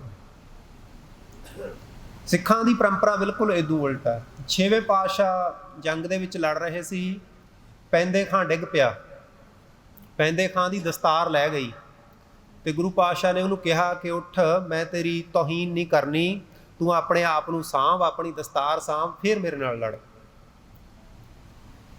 ਮਤਲਬ ਇੱਕ ਪਾਸੇ ਤਾਂ ਉਹ ਧਿਰ ਹੈ ਜਿਹੜੀ ਜੰਗ ਦੇ ਵਿੱਚ ਕਿਸੇ ਦੂਸਰੇ ਦੀ ਇੱਜ਼ਤ ਵੀ ਨਹੀਂ ਆਪਣੇ ਲੈਣ ਦਿੰਦੇ, ਉਹਦੀ ਦਸਤਾਰ ਵੀ ਨਹੀਂ ਲੈਣ ਦਿੰਦੇ। ਇੱਕ ਪਾਸੇ ਉਹ ਧਿਰ ਹੈ ਜਿਹੜੀ ਝੂਠ ਬੋਲ ਰਹੀ ਹੈ, ਜਿਹੜੀ ਛਲ ਕਰ ਰਹੀ ਹੈ। ਇਸ ਲਈ ਜੰਗ ਦੇ ਵਿੱਚ ਪਾੜਾ ਬਹੁਤ ਜ਼ਿਆਦਾ ਸੀ, ਵਿੱਥ ਇੰਨੀ ਜ਼ਿਆਦਾ ਸੀ, ਦੋਵੇਂ ਧਿਰਾਂ ਇੰਨੀ ਦੂਰ ਖੜੀਆਂ ਸੀ ਤੇ ਕਿਤੇ ਨੇੜੇ ਤੇੜੇ ਆਉਣ ਦੀ ਸੰਭਾਵਨਾ ਬਣਦੀ ਨਹੀਂ ਸੀ। ਬਿਪਰ ਛਲ ਕਿਉਂ ਕਰਦਾ? ਇਹਦੀ ਛਲ ਦੀ ਪਰੰਪਰਾ।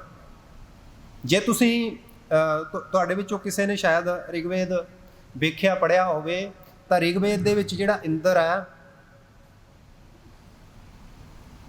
ਤਾਂ ਇੰਦਰ ਨੂੰ ਇੱਦਾਂ ਮੰਨਿਆ ਗਿਆ ਕਿ ਇੱਕ ਬ੍ਰਿਤ ਰਾਖਸ਼ ਸੀ, ਤੇ ਇੰਦਰ ਨੇ ਕਹਿੰਦੇ ਛਲ ਰੂਪੀ ਮਿਰਗ ਦਾ ਰੂਪ ਧਾਰ ਕੇ ਬ੍ਰਿਤ ਰਾਖਸ਼ ਨੂੰ ਮਾਰਿਆ।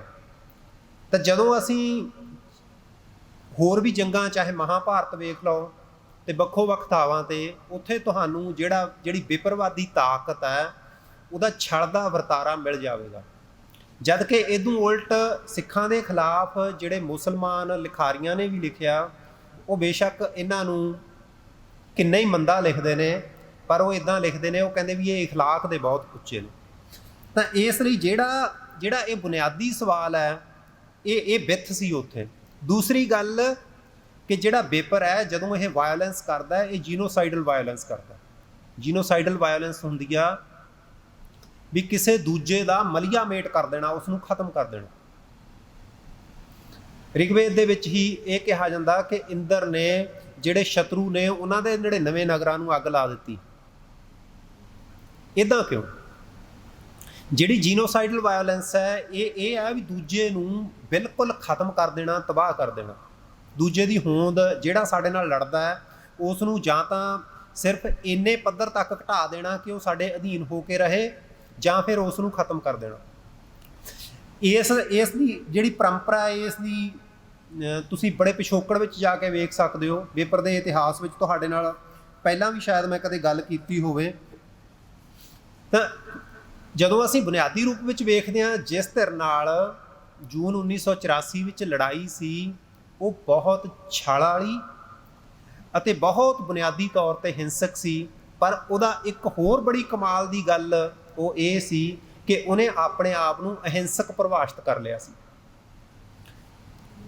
ਤੁਸੀਂ ਮਹਾਤਮਾ ਗਾਂਧੀ ਦਾ ਨਾਂ ਸੁਣਿਆ, ਤੁਸੀਂ ਸਵਾਮੀ ਵਿਵੇਕਾਨੰਦ ਦਾ ਨਾਂ ਸੁਣਿਆ। ਦੋਵੇਂ ਜਣਿਆਂ ਨੇ ਦੁਨੀਆ ਭਰ ਦੇ ਵਿੱਚ ਜਦੋਂ ਇੱਥੇ ਅੰਗਰੇਜ਼ ਹਕੂਮਤ ਸੀ, ਇਹ ਦੱਸਿਆ ਕਿ ਜਿਹੜਾ ਹਿੰਦੁਸਤਾਨ ਹੈ ਇਹ ਅਹਿੰਸਕ ਹੈ, ਅਸੀਂ ਨਾਨ ਵਾਇਲੈਂਟ ਲੋਕ ਹਾਂ। ਗਾਂਧੀ ਦੀ ਤਾਂ ਸਾਰੀ ਦੀ ਸਾਰੀ ਇਹੀ ਸੀ ਕਿ ਚੌਰਾ ਚੌਰੀ ਦਾ ਇੱਕ, ਜਦੋਂ ਉਹਨੇ ਮੋਰਚਾ ਲਾਇਆ ਹੋਇਆ ਸੀ ਤੇ ਚੌਰਾ ਚੌਰੀ ਦੇ ਵਿੱਚ ਇੱਕ ਘਟਨਾ ਵਾਪਰ ਗਈ, ਉੱਥੇ ਕੁਝ ਹਿੰਸਾ ਹੋ ਗਈ ਤੇ ਉਹਨੇ ਉਹ ਮੋਰਚਾ ਵਾਪਸ ਲੈ ਲਿਆ, ਇਸ ਕਰਕੇ ਕਿ ਅਸੀਂ ਅਹਿੰਸਕ ਲੋਕ ਹਾਂ, ਅਸੀਂ ਹਿੰਸਾ ਨਹੀਂ ਕਰਨੀ। ਸਿੱਖਾਂ ਨਾਲ, ਬੱਬਰ ਅਕਾਲੀਆਂ ਨਾਲ ਉਹਨਾਂ ਦੀ ਵਿੱਥ ਹੀ ਇਹੀ ਸੀ ਕਿ ਉਹ ਕਹਿੰਦੇ ਸੀ ਅਸੀਂ ਹਿੰਸਾ ਨਹੀਂ ਕਰਨੀ। ਹੁਣ ਜਦੋਂ ਤੁਸੀਂ ਇਸ ਗੱਲ ਨੂੰ ਠੀਕ ਰੂਪ ਵਿੱਚ ਵਿਚਾਰ ਕੇ ਵੇਖਦੇ ਹੋ ਤਾਂ ਇਹ ਦੋਵੇਂ ਵੱਡੇ ਝੂਠ ਨੇ ਕਿ ਇੱਥੇ ਕਦੇ ਹਿੰਸਾ ਨਹੀਂ ਹੋਈ। ਸਵਾਮੀ ਵਿਵੇਕਾਨੰਦ ਤਾਂ ਇੱਦਾਂ ਕਹਿੰਦਾ ਹੈ, ਉਹਨੇ ਅਮਰੀਕਾ ਦੇ ਵਿੱਚ ਇੱਕ ਲੈਕਚਰ ਦਿੱਤਾ ਸੀ, ਉਹਦੇ ਲੈਕਚਰਾਂ ਦੀ ਇੱਕ ਕਿਤਾਬ ਹੈ, ਉਹ ਕਿਤਾਬ ਤੁਸੀਂ ਪੜ੍ਹ ਲਿਓ। ਉਹਨੇ ਅਮਰੀਕਾ ਦੇ ਵਿੱਚ ਇੱਕ ਲੈਕਚਰ ਦਿੱਤਾ, ਉਹ ਕਹਿੰਦਾ ਵੀ ਹਿੰਦੁਸਤਾਨ ਹੀ ਦੁਨੀਆ 'ਤੇ ਵਾਹਿਦ ਇੱਕ ਅਜਿਹਾ ਦੇਸ਼ ਹੈ ਜਿੱਥੇ ਧਰਮ ਦੇ ਆਧਾਰ 'ਤੇ ਕਿਸੇ ਨਾਲ ਕਦੇ ਹਿੰਸਾ ਨਹੀਂ ਹੋਈ, ਕਿਸੇ ਨਾਲ ਵਿਤਕਰਾ ਨਹੀਂ ਹੋਇਆ। ਇਹਦੇ ਉਲਟ ਇੱਕ ਵੈਂਡੀ ਡੋਇੰਗਰ, ਇੱਕ ਲੇਖਕ ਹੈ USA ਦੀ, ਉਹ ਲਿਖਦੀ ਹੈ, ਉਹਦੀ ਗੱਲ ਮੈਂ ਤੁਹਾਨੂੰ ਸੁਣਾਉਣਾ। ਉਹ ਕਹਿੰਦੀ ਜਦੋਂ 1947 ਵਿੱਚ ਹਿੰਸਾ ਹੋਈ ਤਾਂ ਪੱਛਮੀ ਜਿਹੜਾ ਬੌਧਿਕ ਵਰਗ ਹੈ ਉਹ ਹੱਕਾ ਬੱਕਾ ਰਹਿ ਗਿਆ ਕਿ ਅਹਿੰਸਕ ਹਿੰਦੂ ਵੀ ਇਹ ਕੁਝ ਕਰ ਸਕਦਾ। ਜਦੋਂ ਦਸੰਬਰ 1961 ਵਿੱਚ ਭਾਰਤ ਨੇ ਗੋਆ 'ਤੇ ਹਮਲਾ ਕੀਤਾ ਤੇ ਜਿੱਤਿਆ ਤਾਂ ਉਹ ਇੱਕ ਵਾਰੀ ਫੇਰ ਹੈਰਾਨ ਹੋ ਕੇ ਰਹਿ ਗਿਆ ਕਿ ਅਹਿੰਸਕ ਹਿੰਦੂ, ਸਹਿਣਸ਼ੀਲ ਹਿੰਦੂ ਇਹ ਕੁਝ ਕਰ ਸਕਦੇ ਨੇ। ਪਰ ਜਦੋਂ 1992 ਵਿੱਚ ਹਿੰਦੂਆਂ ਨੇ ਧਾਵੇ ਨਾਲ ਬਾਬਰੀ ਮਸਜਿਦ ਢਾਹੀ ਤਾਂ ਪੱਛਮੀ ਬੌਧਿਕ ਵਰਗ ਹੋਰ ਹੈਰਾਨ ਨਹੀਂ ਹੋਇਆ। ਹੁਣ ਭਾਰਤ ਦੇ ਵਿੱਚ ਹੁੰਦੇ ਰੋਜ਼ ਦੇ ਖੂਨ ਖਰਾਬੇ ਦਾ ਸੰਸਾਰ ਆਦੀ ਹੋ ਗਿਆ ਸੀ।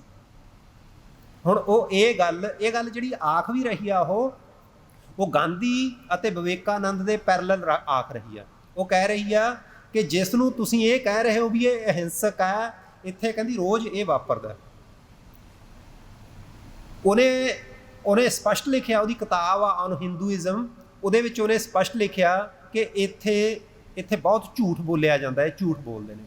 ਤਾਂ ਜਿਹੜਾ ਵਿਵੇਕਾਨੰਦ ਨੇ ਅਤੇ ਗਾਂਧੀ ਨੇ ਝੂਠ ਬੋਲਿਆ, ਉਸੇ ਤਰ੍ਹਾਂ ਜੂਨ 1984 ਵਾਪਰਨ ਤੋਂ ਬਾਅਦ ਭਾਰਤੀ ਹਕੂਮਤ, ਭਾਰਤੀ ਮੀਡੀਆ, ਭਾਰਤੀ ਸਰਕਾਰ ਦੇ ਵਾਈਟ ਪੇਪਰ ਨੇ ਜਿਹੜਾ ਝੂਠ ਬੋਲਿਆ, ਉਹ ਝੂਠ ਨੂੰ ਤੁਸੀਂ ਇਸ ਝੂਠ ਨਾਲ ਮਿਲਾ ਕੇ ਵੇਖਿਓ, ਤੁਹਾਨੂੰ ਗੱਲਾਂ ਸਪਸ਼ਟ ਹੋਣਗੀਆਂ, ਤੁਹਾਨੂੰ ਸੱਚ ਲੱਭੇਗਾ ਉਹਦੇ ਵਿੱਚ। ਕਿਉਂਕਿ ਜਿਹੜਾ ਪੇਪਰ ਦੀ ਖਾਸੀਅਤ ਇਹ ਹੈ, ਇਹ ਮਾਰਦਾ ਅਗਲੇ ਨੂੰ ਹੈ ਪਰ ਦੋਸ਼ ਵੀ ਅਗਲੇ ਨੂੰ ਦਿੰਦਾ। ਜੇ ਤੁਸੀਂ ਸਾਰੇ ਜਿਹੜੇ ਇਹਨਾਂ ਦੇ ਪੁਰਾਣੇ ਸ਼ਾਸਤਰ ਗ੍ਰੰਥ ਨੇ ਉਹਦੇ ਵਿੱਚ ਵੇਖੋ ਤਾਂ ਜਿਹੜੇ ਦੂਜੇ ਲੋਕ ਨੇ, ਚਾਹੇ ਉਹ ਸ਼ੂਦਰ ਨੇ, ਚਾਹੇ ਉਹ ਜਿਨ੍ਹਾਂ ਨੂੰ ਰਾਖਸ਼ ਕਹਿੰਦੇ ਸੀ ਉਹ ਨੇ, ਉਹਨਾਂ ਨੂੰ ਇਹਨਾਂ ਨੇ ਕਿਹਾ ਵੀ ਇਹ ਲੋਕ ਪਖੰਡੀ ਨੇ, ਪਰਪੰਚੀ ਨੇ, ਇਹ ਪਸ਼ੂ ਨੇ, ਇਹ ਦੈਂਤ ਨੇ, ਇਹ ਰਾਖਸ਼ ਨੇ, ਇਹ ਹਿੰਸਕ ਨੇ, ਇਹ ਭੂਤ ਨੇ, ਇਹ ਪਿਸ਼ਾਚ ਨੇ। ਹੁਣ ਇਸ ਨੁਕਤੇ ਤੋਂ ਫਰਕ ਸਮਝਣ ਦੀ ਲੋੜ ਹੈ ਕਿ ਜਿਹੜਾ ਪੇਪਰ ਹੈ ਉਹ ਜਦ ਆਪ ਹਿੰਸਾ ਕਰਦਾ ਹੈ, ਜਦ ਉਹ ਆਪ ਕਿਸੇ ਨਾਲ ਜ਼ਬਰ ਕਰਦਾ ਹੈ, ਧੱਕਾ ਕਰਦਾ ਹੈ, ਤਾਂ ਆਪਣੇ ਆਪ ਨੂੰ ਉਹ ਕਹਿੰਦਾ ਵੀ ਮੈਂ ਧਰਮੀ ਹਾਂ ਤੇ ਦੂਜੇ ਨੂੰ ਕਹਿੰਦਾ ਹਿੰਸਕ। ਤੁਸੀਂ ਮੈਂ ਤੁਹਾਨੂੰ ਭਗਤ ਕਬੀਰ ਦੀ ਇੱਕ ਤੂਕ ਹੈ, ਉਹ ਕਹਿੰਦੇ ਨੇ ਆਪਸ ਕੋ ਮੁਨਿਵਰ ਕਰ ਥਾਪੋ ਕਾਕੋ ਕਹੋ ਕਸਾਈ, ਹੈ ਨਾ। ਤਾਂ ਉਹ ਇਹਨਾਂ ਨੂੰ ਕਹਿੰਦੇ ਨੇ ਬ੍ਰਾਹਮਣਾਂ ਨੂੰ ਕਿ ਤੁਸੀਂ ਆਪਣੇ ਆਪ ਨੂੰ ਤਾਂ ਮੁਨੀ ਬਣਾ ਲਿਆ, ਜੀ ਵਧੋ ਸੋ ਧਰਮ ਕਰ ਥਾਪੋ ਅਧਰਮ ਕਹੋ ਕਤ ਭਾਈ, ਆਪਸ ਕੋ ਮੁਨਿਵਰ ਕਰ ਥਾਪੋ ਕਾਕੋ ਕਹੋ ਕਸਾਈ। ਤਾਂ ਇਹ ਜਦੋਂ ਭਗਤ ਕਬੀਰ ਦਾ ਇਹ ਬੰਦ ਪੜ੍ਹਦੇ ਹੋ ਤੁਸੀਂ, ਤੁਹਾਨੂੰ ਬੇਪਰਵਾਦ ਦਾ ਅਸਲ ਜਿਹੜਾ ਖਾਸਾ ਹੈ, ਜਿਹੜਾ ਜੂਨ 84 ਤੋਂ ਬਾਅਦ ਪ੍ਰਗਟ ਹੋਇਆ ਬੋਲਾਂ ਦੇ ਰੂਪ ਦੇ ਵਿੱਚ। ਇੱਕ ਤਾਂ ਸਾਡੇ ਤੇ ਟੈਂਕ ਚੜ੍ਹੇ ਨਾ, ਇੱਕ ਟੈਂਕ ਚੜ੍ਹਨ ਤੋਂ ਬਾਅਦ ਜਿਹੜਾ ਬੋਲਾਂ ਦੇ ਰੂਪ ਵਿੱਚ ਟੀਵੀ ਚੈਨਲਾਂ ਤੇ ਅਖਬਾਰਾਂ ਰਾਹੀਂ ਅੱਖਰਾਂ ਦੇ ਰੂਪ ਵਿੱਚ ਪ੍ਰਗਟ ਹੋਇਆ, ਤਾਂ ਉਹ ਇਸ ਰਾਹੀਂ ਸਮਝੋ ਤੁਸੀਂ ਕਿ ਲੋਕਾਂ ਨੂੰ ਮਾਰਦੇ ਨੇ, ਜੀ ਵੱਧਦੇ ਨੇ, ਜੀ ਵੱਢਦੇ ਨੇ, ਉਹਨਾਂ ਦੀ ਬਲੀ ਲੈਂਦੇ ਨੇ ਤੇ ਉਹਨੂੰ ਧਰਮ ਕਹਿੰਦੇ ਨੇ ਤੇ ਆਪਣੇ ਆਪ ਨੂੰ ਮੁਨੀਵਰ ਕਹਿੰਦੇ ਨੇ। ਤੇ ਫਿਰ ਕਸਾਈ ਕਿਹਨੂੰ ਕਹੀਏ? ਹੁਣ ਭਗਤ ਕਬੀਰ ਤੁਹਾਡੇ ਸਾਹਮਣੇ ਸਾਫ਼ ਦੱਸ ਰਹੇ ਨੇ ਕਿ ਇਹ ਕਸਾਈ ਨੇ ਤੇ ਇਹਨਾਂ ਨੇ ਆਪਣੇ ਆਪ ਨੂੰ ਮੁਨੀਵਰ ਥਾਪ ਲਿਆ। ਹੁਣ ਇਸ ਤਰ੍ਹਾਂ ਦੀ ਧਿਰ ਨਾਲ ਲੜਾਈ ਸੀ, ਜਿਸ ਧਿਰ ਨਾਲ ਟੱਕਰ ਲੱਗੀ, ਜਿਸ ਧਿਰ ਨਾਲ ਜੰਗ ਸੀ। ਤਾਂ ਹੁਣ ਦੂਜੇ ਪਾਸੇ ਮਾਮਲਾ ਇਹ ਸੀ ਕਿ ਜਿਹੜਾ ਭਾਰਤੀ ਰਾਸ਼ਟਰ ਹੈ, ਜਿਹਦੇ ਕਰਕੇ ਜੰਗ ਹੋਈ, ਜਿਹਦੇ ਕਰਕੇ ਲੜਾਈ ਹੋਈ, ਇਹਦਾ ਇੱਕ ਪਾਸਾ ਤਾਂ ਹੋ ਗਿਆ ਪੇਪਰ, ਜਿਹਦੇ ਬਾਰੇ ਤੁਹਾਡੇ ਨਾਲ ਮੈਂ ਸੰਖੇਪ ਜਿਹੀ ਗੱਲ ਕਰ ਲਈ। ਦੂਜਾ ਪਾਸਾ ਇਹਦਾ ਹੋ ਗਿਆ ਬਸਤੀਵਾਦ। ਬਸਤੀਵਾਦ ਉਹਨੂੰ ਕਿਹਾ ਜਾਂਦਾ ਹੈ ਕਿ ਜਿਸ ਤਰ੍ਹਾਂ ਅੰਗਰੇਜ਼ਾਂ ਨੇ ਇੱਥੇ ਆ ਕੇ ਹਮਲਾ ਕਰ ਲਿਆ ਸੀ ਤੇ ਆਪਣਾ ਪੰਜਾਬ ਤੇ ਹਿੰਦੁਸਤਾਨ, ਸਾਊਥ ਏਸ਼ੀਆ ਦਾ ਸਾਰਾ ਇਲਾਕਾ ਜਿੱਤ ਲਿਆ, ਇਸ ਇਲਾਕੇ ਨੂੰ ਜਿੱਤ ਕੇ ਉਹਨਾਂ ਨੇ ਆਪਣੇ ਅਧੀਨ ਆਪਣੀ ਇੱਕ ਬਸਤੀ ਬਣਾ ਲਈ ਤੇ ਇੱਥੋਂ ਉਹ ਆਪਣੇ ਆਰਥਿਕ ਅਤੇ ਹੋਰ ਲਾਭ ਲੈਣ ਲਈ ਇੱਥੋਂ ਦੇ ਲੋਕਾਂ ਨੂੰ ਲੁੱਟਦੇ, ਕੁੱਟਦੇ, ਮਾਰਦੇ ਸਨ। ਤਾਂ ਜਿਹੜਾ ਬਸਤੀਵਾਦ ਸੀ, ਬਸਤੀਵਾਦ ਦੀਆਂ ਕੁਝ ਲੱਛਣ ਨੇ ਜਿਹੜੇ ਬੰਦਿਆਂ ਨੇ ਬਾਅਦ ਵਿੱਚ ਉਜਾਗਰ ਕਰੇ। ਉਹ ਕਹਿੰਦੇ ਵੀ ਇੱਕ ਤਾਂ ਬਸਤੀਵਾਦ ਦਾ ਲੱਛਣ ਇਹ ਹੈ ਵੀ ਇਹ ਜਿਹੜੇ ਬਸਤੀ ਦੇ ਲੋਕ ਹੁੰਦੇ ਨੇ ਉਹਨਾਂ ਦਾ ਜਿਉਣਾ ਦੁੱਭਰ ਕਰ ਦਿੰਦਾ, ਉਹਨਾਂ ਦੇ ਧਰਮ, ਉਹਨਾਂ ਦੇ ਸੱਭਿਆਚਾਰ, ਉਹਨਾਂ ਦੀ ਪਛਾਣ, ਉਸ ਨੂੰ ਖਤਮ ਕਰਕੇ, ਮਲੀਆ ਮੇਟ ਕਰਕੇ ਐਨ ਧਰਤੀ ਤੇ ਵਿਛਾ ਦਿੰਦਾ। ਦੂਸਰਾ, ਉਹ ਕਹਿੰਦੇ ਵੀ ਇਹ ਜਿਹੜਾ ਬਸਤੀਵਾਦ ਹੈ, ਇਹ ਜਦੋਂ ਇਹ ਫੌਜਾਂ ਦੀ ਪਰੇਡ ਕਰਦਾ ਤਾਂ ਇਹ ਫੌਜਾਂ ਦੀ ਪਰੇਡ ਦਾ ਮਤਲਬ ਇਹਦੇ ਵਿੱਚ ਕਹਿੰਦੇ ਬੜਾ ਸਾਫ਼ ਹੁੰਦਾ ਕਿ ਲੋਕਾਂ ਨੂੰ ਕਹਿ ਰਿਹਾ ਵੀ ਜਾਂ ਉੱਠੋ ਸਾਡੇ ਨਾਲ ਲੜੋ ਜਾਂ ਫਿਰ ਸਾਡੀ ਗੱਲ ਮੰਨੋ। ਤਾਂ ਜਦੋਂ ਅਸੀਂ ਬਸਤੀਵਾਦ ਦਾ ਇਤਿਹਾਸ ਵੀ ਪੜ੍ਹਦੇ ਹਾਂ। ਮੈਂ ਤੁਹਾਡੇ ਨਾਲ ਸੰਖੇਪ 'ਚ ਇਹ ਗੱਲ ਮੁਕਾ ਦਿੰਦਾ। ਇਹਨੂੰ ਅੰਗਰੇਜ਼ੀ 'ਚ ਲੱਭਣਾ ਹੋਵੇ ਤਾਂ ਤੁਸੀਂ ਕਲੋਨੀਅਲਿਜ਼ਮ ਲਿਖ ਕੇ ਲੱਭ ਸਕਦੇ ਹੋ ਕਿ ਇਹ ਦੂਜੇ ਦੇ ਸੱਭਿਆਚਾਰ ਨੂੰ, ਦੂਜੇ ਦੇ ਧਰਮ ਨੂੰ, ਦੂਜੇ ਦੇ ਜਿਉਣ ਨੂੰ ਜਮਾ ਖਤਮ ਕਰ ਦਿੰਦੇ ਨੇ। ਜਿਹੜਾ ਸਾਕਾ ਨਨਕਾਣਾ ਸਾਹਿਬ ਵਾਪਰਿਆ, ਸਾਰੀ ਗੁਰਦੁਆਰਾ ਸੁਧਾਰ ਲਹਿਰ ਸੀ, ਉਸ ਵੇਲੇ ਸਾਡੀ ਬਸਤੀਵਾਦ ਅਤੇ ਵਿਪਰਵਾਦ ਨਾਲ ਦੋਵਾਂ ਇਕੱਠਿਆਂ ਨਾਲ ਟੱਕਰ ਸੀ। ਤੇ ਇੱਥੇ ਪਹਿਲਾਂ ਵਿਪਰਵਾਦ ਹੈ ਤੇ ਬਸਤੀਵਾਦ ਉਹਦੇ ਨਾਲ ਹੈ। ਤਾਂ ਜਿਹੜੀ ਭਾਰਤੀ ਹਕੂਮਤ ਹੈ, ਭਾਰਤੀ ਰਾਸ਼ਟਰ ਹੈ, ਤੇ ਇਹਨੇ ਜਿਹੜਾ ਕੁਝ ਸਾਡੇ ਨਾਲ ਵਰਤਾਅ ਕੀਤਾ, ਚਾਹੇ ਸਾਡੇ ਹੱਕ ਲੁੱਟੇ, ਚਾਹੇ ਸਾਡੇ ਪਾਣੀ ਲੁੱਟੇ, ਚਾਹੇ ਸਾਡੇ ਨਾਲ ਹੋਰ ਜਿਹੜੇ ਆਰਥਿਕ, ਵਿਦਿਅਕ, ਰਾਜਨੀਤਿਕ, ਨਿਆਇਕ, ਜਿਸ ਪੱਧਰ 'ਤੇ ਵੀ ਪੰਜਾਬ ਨਾਲ ਧੱਕੇ ਹੋਏ, ਉਹਨਾਂ ਸਾਰੇ ਧੱਕਿਆਂ ਦੀ ਪ੍ਰੇਰਨਾ ਪਿਛਲੇ ਪਾਸੇ ਬਸਤੀਵਾਦ 'ਚੋਂ ਆਉਂਦੀ ਹੈ। ਤਾਂ ਇਸ ਲਈ ਤੁਸੀਂ ਹੁਣ ਇੱਥੇ ਸਾਫ਼ ਰੂਪ ਵਿੱਚ ਸਮਝੋ ਕਿ ਇੱਕ ਪਾਸੇ ਭਾਰਤੀ ਵਿਪਰਵਾਦ ਜਾਂ ਭਾਰਤੀ ਰਾਸ਼ਟਰ ਆ ਜਿਹੜਾ, ਇਹਦੇ ਦੋ ਮੂਲ ਥੰਮ ਨੇ। ਤੁਹਾਨੂੰ ਕਿਹਾ ਜਾਂਦਾ ਨਾ ਕਿ ਇੱਥੋਂ ਦੇ ਭਾਰਤੀ ਲੋਕਤੰਤਰ ਦੇ 4 ਥੰਮ ਨੇ, ਜਿਹਦੇ ਵਿੱਚ ਇੱਕ ਥੰਮ ਜਸਟਿਸ ਜਿਊਰੀ ਨੂੰ ਵੀ ਕਹਿ ਦਿੱਤਾ ਜਾਂਦਾ। ਅਸਲ ਵਿੱਚ ਜੇ ਤੁਸੀਂ ਠੀਕ ਰੂਪ ਵਿੱਚ ਵੇਖੋ, ਇਹਦੇ 2 ਥੰਮ ਨੇ। ਇੱਕ ਥੰਮ ਇਹਦਾ ਹੈਗਾ ਵਿਪਰਵਾਦ ਤੇ ਦੂਸਰਾ ਥੰਮ ਇਹਦਾ ਹੈਗਾ ਬਸਤੀਵਾਦ। ਉਸ ਥੰਮਾਂ ਦੇ ਉੱਤੇ ਖੜੀ ਜਿਹੜੀ ਭਾਰਤੀ ਰਾਸ਼ਟਰ ਦੀ ਬਣਤਰ ਸੀ, ਉਸ ਬਣਤਰ ਨਾਲ ਸਾਡੀ ਲੜਾਈ ਹੋਈ। ਉਸ ਲੜਾਈ ਦੇ ਵਿੱਚ ਵਿਪਰਵਾਦ ਨੇ ਸਾਡੇ ਨਾਲ ਕਿਸ ਤਰ੍ਹਾਂ ਦਾ ਅਮਲ ਕੀਤਾ, ਕਿਸ ਤਰ੍ਹਾਂ ਦਾ ਵਰਤਾਓ ਕੀਤਾ, ਤਾਂ ਉਸ ਮਾਮਲੇ ਵਿੱਚ ਬੜੀ ਸਾਫ਼ ਗੱਲ ਇਹ ਸੀ ਕਿ ਇਹ ਜੰਗ ਟਲ ਨਹੀਂ ਸੀ ਸਕਦੀ। ਜੇ ਆਪਾਂ ਇਸ ਤੋਂ ਪਿੱਛੇ ਕਿਤੇ ਹੋਰ ਵੀ ਚਲੇ ਜਾਂਦੇ, ਕੋਈ ਬੰਦਾ ਭੱਜ ਕੇ ਕਿੱਥੇ ਜਾਵੇਗਾ? ਡਰਦਾ ਨਾ ਕਹੋ, ਲੜਾਈ ਤੋਂ ਬਚਦਾ ਕਿੱਥੇ ਜਾਵੇਗਾ? ਆਪਣੇ ਘਰ ਹੀ ਪਹੁੰਚੇਗਾ ਨਾ। ਸਿੱਖਾਂ ਦਾ ਘਰ ਸ੍ਰੀ ਦਰਬਾਰ ਸਾਹਿਬ ਹੈ। ਸਿੱਖ ਲੜਾਈ ਤੋਂ ਬਚਦੇ, ਜੰਗ ਤੋਂ ਬਚਦੇ ਦਰਬਾਰ ਸਾਹਿਬ ਚਲੇ ਗਏ। ਤੇ ਹੁਣ ਕੋਈ ਇੱਦਾਂ ਦੱਸਿਆ ਜਾਵੇ ਕਿ ਉਦੋਂ ਦੂਰ ਉਹ ਕਿੱਥੇ ਚਲੇ ਜਾਂਦੇ? ਕੋਈ ਸਵਾਲ। ਉਹ ਬਚਦੇ ਜੰਗ ਤੋਂ ਆਪਣੇ ਘਰ ਚਲੇ ਗਏ, ਤਾਂ ਉੱਥੇ ਵੀ ਜੰਗ ਹੋਈ ਤੇ ਅਗਲਿਆਂ ਨੇ ਉੱਥੇ ਆ ਕੇ ਹਮਲਾ ਕਰ ਦਿੱਤਾ। ਤਾਂ ਇਹ ਜੰਗ ਹੋਣੀ ਅਟੱਲ ਸੀ। ਜੇ ਉਹ ਉੱਥੋਂ ਵੀ ਦੂਰ ਚਲੇ ਜਾਂਦੇ ਕਿਤੇ, ਤਾਂ ਵੀ ਇਹ ਜੰਗ ਅਟੱਲ ਸੀ। ਜਾਂ ਤਾਂ ਉਹ ਇਹ ਆ ਵੀ ਇਹ ਜਿਹੜਾ ਖਿੱਤਾ ਇਹ ਛੱਡ ਦਿੰਦੇ। ਜਿਹੜਾ ਵਿਪਰਵਾਦ ਹੈ, ਜੇ ਤੁਸੀਂ ਇਹਦਾ ਬੁੱਧ ਧਰਮ ਨਾਲ ਜਿਹੜਾ ਰਾਬਤਾ, ਇਤਿਹਾਸ ਹੈ, ਉਸ ਦੀ ਬਣਤਰ ਵੇਖੋ, ਉਸ ਦਾ ਇਤਿਹਾਸ ਵੇਖੋ, ਤਾਂ ਉੱਥੇ ਇਹ ਗੱਲ ਹੈ ਕਿ ਜਾਂ ਤਾਂ ਜਿਹੜੇ ਲੋਕ ਵਿਪਰ ਨਾਲ ਟੱਕਰ ਵਾਲੇ ਸੀ, ਉਹਨਾਂ ਦਾ ਡਿਸਪਰਸਲ ਹੈ, ਉਹਨਾਂ ਨੂੰ ਕੱਢ ਦਿੱਤਾ, ਇੱਥੋਂ ਖਤਮ ਕਰ ਦਿੱਤਾ ਜਾਂ ਭਜਾ ਦਿੱਤਾ। ਇੱਥੇ ਸਿਰਫ ਉਹੀ ਬੋਧੀ ਰਹੇ ਜਿਹੜੇ ਵਿਪਰ ਦੇ ਨਾਲ ਇਹਦੇ ਵਰਗੇ ਹੋ ਕੇ ਰਹਿਣਾ ਚਾਹੁੰਦੇ ਸਨ। ਤਾਂ ਜਾਂ ਤਾਂ ਇਹ ਹੋ ਸਕਦਾ ਸੀ, ਤੇ ਨਹੀਂ ਫਿਰ ਜੰਗ ਅਟੱਲ ਸੀ, ਤੇ ਜੰਗ ਟਲ ਨਹੀਂ ਸੀ ਸਕਦੀ। ਤਾਂ ਇਸ ਲਈ ਇਹ ਸਾਡੇ ਸਾਹਮਣੇ ਹੀ ਸੀ ਕਿ 1984 ਤੋਂ ਪਹਿਲਾਂ ਦਾ ਜੇ ਤੁਸੀਂ ਵੇਖੋ ਤੇ ਕਿੰਨੇ ਹੀ ਮੁਹਾਜ਼ ਨੇ ਜੂਨ 84 ਤੋਂ ਪਹਿਲਾਂ ਜੰਗ ਦੇ, ਕਿ ਸਿੱਖਾਂ ਬਾਰੇ ਹਕੂਮਤ ਦਾ ਰਵੱਈਆ ਕੀ ਹੈ, ਘੱਟ ਗਿਣਤੀਆਂ ਬਾਰੇ ਰਵੱਈਆ ਕੀ ਹੈ, ਇਨਸਾਫ ਅਤੇ ਬੇਇਨਸਾਫੀ ਦਾ ਜਿਹੜਾ ਅਮਲ ਹੈ, ਕੇਂਦਰੀ ਆਗੂਆਂ ਦੇ ਬਿਆਨ, ਤੇ ਹੋਰ ਜਿਹੜੀ ਜੱਦੋ-ਜਹਿਦ ਹੈ, ਤਾਂ ਜਿਹੜੀ ਸਾਡੇ ਖਿਲਾਫ ਗੱਲਬਾਤ ਦੇ ਬੇਸਿੱਟਾ ਪੜਾਅ ਨੇ, ਇਹ ਸਾਰੇ ਕਾਰਨ ਨੇ। ਤੇ ਇਹਨਾਂ ਕਾਰਨਾਂ ਦੇ ਵਿੱਚ ਜਦੋਂ ਅਸੀਂ ਵੇਖਦੇ ਹਾਂ ਤਾਂ ਹਰ ਥਾਂ ਤੇ ਹਰ ਕਲੇਸ਼, ਹਰ ਮਸਲਾ ਸ਼ੁਰੂ ਸਰਕਾਰ ਵੱਲੋਂ ਕੀਤਾ ਗਿਆ, ਹਰ ਪੜਾਅ 'ਤੇ। ਹੁਣ ਜੇ ਤੁਸੀਂ ਹਿੰਸਾ ਦੇ ਨੁਕਤੇ ਤੋਂ ਹੀ ਲਾਓ ਤਾਂ ਹਿੰਸਾ ਦੇ 2 ਪੱਖ ਬਣਦੇ ਨੇ।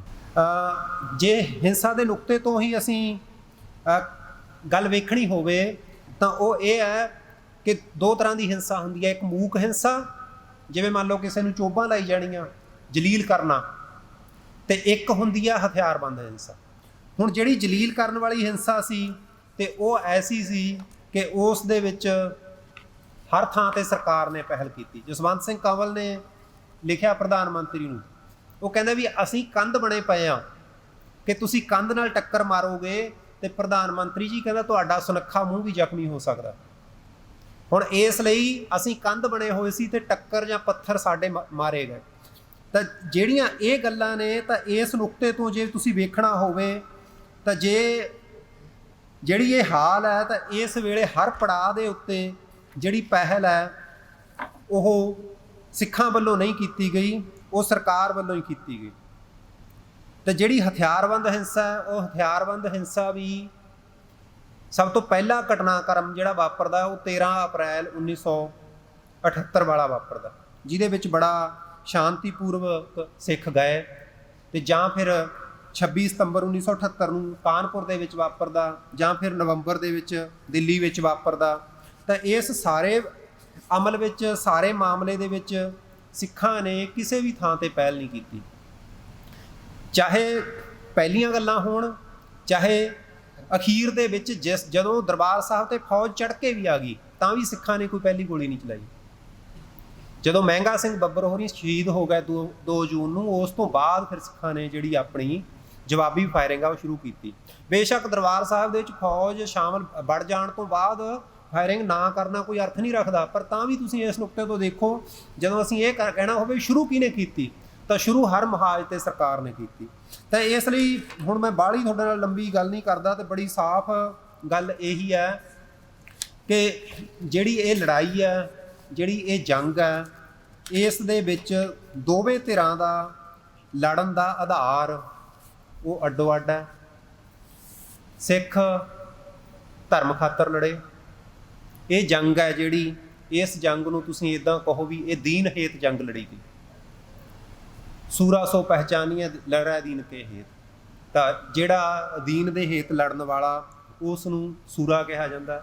ਤਾਂ ਜਿੰਨੀ ਦੇਰ ਤੱਕ ਅਸੀਂ ਇਹ ਤਰਕ ਨਹੀਂ ਸਥਾਪਿਤ ਕਰ ਲੈਂਦੇ ਕਿ ਇਹ ਜੰਗ, ਚਾਹੇ ਅਸੀਂ ਆਪਣੇ ਹੱਕਾਂ ਖਾਤਰ, ਇਨਸਾਫ ਖਾਤਰ, ਹੋਮਲੈਂਡ ਖਾਤਰ, ਜਿਹੜੇ ਮਸਲਿਆਂ ਖਾਤਰ ਬਾਕੀ ਤੁਸੀਂ ਸਥਾਪਿਤ ਕਰੀ ਜਾਓ, ਜਿੰਨੀ ਦੇਰ ਤੱਕ ਅਸੀਂ ਇਹ ਨਹੀਂ ਕਰਦੇ ਕਿ ਇਹ ਜੰਗ ਦੀਨ ਖਾਤਰ ਲੜੀ ਗਈ, ਇਹ ਜੰਗ ਸੱਚ ਖਾਤਰ ਲੜੀ ਗਈ, ਉਨੀ ਦੇਰ ਤੱਕ ਸਾਡਾ ਜਿਹੜਾ ਤਰਕ ਹੈ ਉਹ ਟਿਕ ਨਹੀਂ ਸਕਦਾ।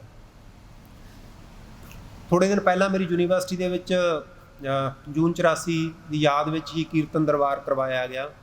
ਉੱਥੇ ਸਾਡੇ ਹੀ ਇੱਕ ਅਫਸਰ ਨੇ, ਉਹਨਾਂ ਨੇ ਡੀਨ ਅਕੈਡਮਿਕ ਫੇਅਰ, ਉਹਨਾਂ ਨੇ ਕੀਰਤਨ ਕੀਤਾ। ਉਹਨਾਂ ਨੇ ਕੀਰਤਨ ਕਰਨ ਤੋਂ ਪਹਿਲਾਂ 2 ਗੱਲਾਂ ਆਖੀਆਂ। ਉਹਨਾਂ ਆਖਿਆ ਕਿ ਸੰਤ ਜਰਨੈਲ ਸਿੰਘ ਦੀ ਜਿਹੜੀ ਸ਼ਖਸੀਅਤ ਹੈ, ਉਸ ਨੂੰ ਅਸੀਂ, ਜਿਹੜੀ ਉਹਨਾਂ ਦੀ ਸੂਰਬੀਰਤਾ ਹੈ, ਜਿਹੜੀ ਉਹਨਾਂ ਦੀ ਫੌਜੀ ਤਾਕਤ ਹੈ, ਜਿਹੜੀ ਉਹਨਾਂ ਦੀ ਜੰਗੀ ਤਾਕਤ ਹੈ, ਕਹਿੰਦੇ ਉਹ ਮੈਟਾਫਰ ਨੂੰ ਅਸੀਂ ਵੱਧ ਚੱਕ ਲਿਆ।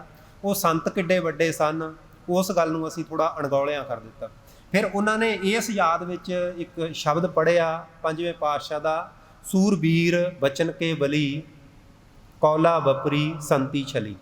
ਇਹ ਸ਼ਬਦ ਪੜ੍ਹਿਆ ਉਹਨਾਂ ਨੇ। ਤਾਂ ਇਸ ਲਈ ਜਿੰਨੀ ਦੇਰ ਤੱਕ ਅਸੀਂ ਇਹ ਨੁਕਤੇ ਤੋਂ ਆਪਣੀ ਗੱਲ, ਆਪਣਾ ਤਰਕ ਸਥਾਪਿਤ ਨਹੀਂ ਕਰ ਲੈਂਦੇ ਕਿ ਅਸੀਂ ਜੰਗ ਧਰਮ ਖਾਤਰ ਲੜੀ ਸੀ, ਅਸੀਂ ਇਹ ਸੱਚ ਖਾਤਰ ਲੜੀ ਸੀ, ਉਨੀ ਦੇਰ ਤੱਕ ਸਾਡਾ ਤਰਕ ਠੀਕ ਰੂਪ ਵਿੱਚ ਸਥਾਪਿਤ ਨਹੀਂ ਹੋ ਸਕਦਾ। ਵੱਡਾ ਮਾਮਲਾ ਇਹ ਹੈ ਕਿ ਸਾਡੇ ਇਸ ਤਰਕ ਨੂੰ ਆਮ ਮੀਡੀਆ ਨੇ ਸਪੋਰਟ ਨਹੀਂ ਕਰਨਾ, ਕਿਉਂਕਿ ਦੁਨੀਆ ਭਰ ਦੇ ਵਿੱਚ ਵਰਤਾਰਾ ਹੋਰ ਹੈ। ਤਾਂ ਹੁਣ ਜਿਹੜੀ ਭਾਰਤੀ ਹਕੂਮਤ ਸੀ ਉਹ ਇੰਨੀ ਜਾਵਰ ਸੀ, ਇੰਨੀ ਮਾੜੀ ਹੋ ਗਈ ਸੀ, ਤੇ ਉਸ ਨਾਲ ਜੰਗ ਤੋਂ ਕਿਸੇ ਵੀ ਰੂਪ ਦੇ ਵਿੱਚ ਨਾ ਟਲੇ ਜਾਣ ਕਰਕੇ ਸਾਨੂੰ ਲੜਨੀ ਪਈ। ਤੇ ਇਹ ਭਵਿੱਖ ਖਾਤਰ ਸਾਨੂੰ ਲੜਨੀ ਹੀ ਪੈਣੀ ਸੀ। ਉਦੋਂ ਖੁੰਝ ਜਾਂਦੀ ਤਾਂ ਅੱਜ ਹੋ ਜਾਂਦੀ। ਸਰਬੱਤ ਦੇ ਭਲੇ ਦੀ ਔਰ ਵਿਤਕਰੇ ਵਾਲੀ ਵਿਚਾਰਧਾਰਾ ਦੇ ਵਿੱਚ ਜੰਗ ਹੋਣੀ ਬੜੀ ਸੁਭਾਵਿਕ ਸੀ, ਬੜੀ ਆਮ ਗੱਲ ਸੀ। ਇੰਨੀਆਂ ਕੁ ਗੱਲਾਂ ਨੇ ਮੇਰੀਆਂ। ਸਮਾਂ ਹੁੰਦਾ ਆਪਾਂ ਹੋਰ ਵੀ ਵਿਚਾਰ ਕਰ ਲੈਂਦੇ। ਤੁਹਾਨੂੰ ਭੁੱਲਾਂ ਚੁੱਕਾਂ ਕੋਈ ਹੋ ਗਈ ਹੋਵੇ, ਵੱਧ ਘੱਟ ਬੋਲਿਆ ਗਿਆ ਹੋਵੇ, ਗੁਰੂ ਪਾਤਸ਼ਾਹ ਦੀ ਹਜ਼ੂਰੀ ਵਿੱਚ ਬੈਠੀ ਸਾਧ ਸੰਗਤ ਬਖਸ਼ਣਯੋਗ ਆ।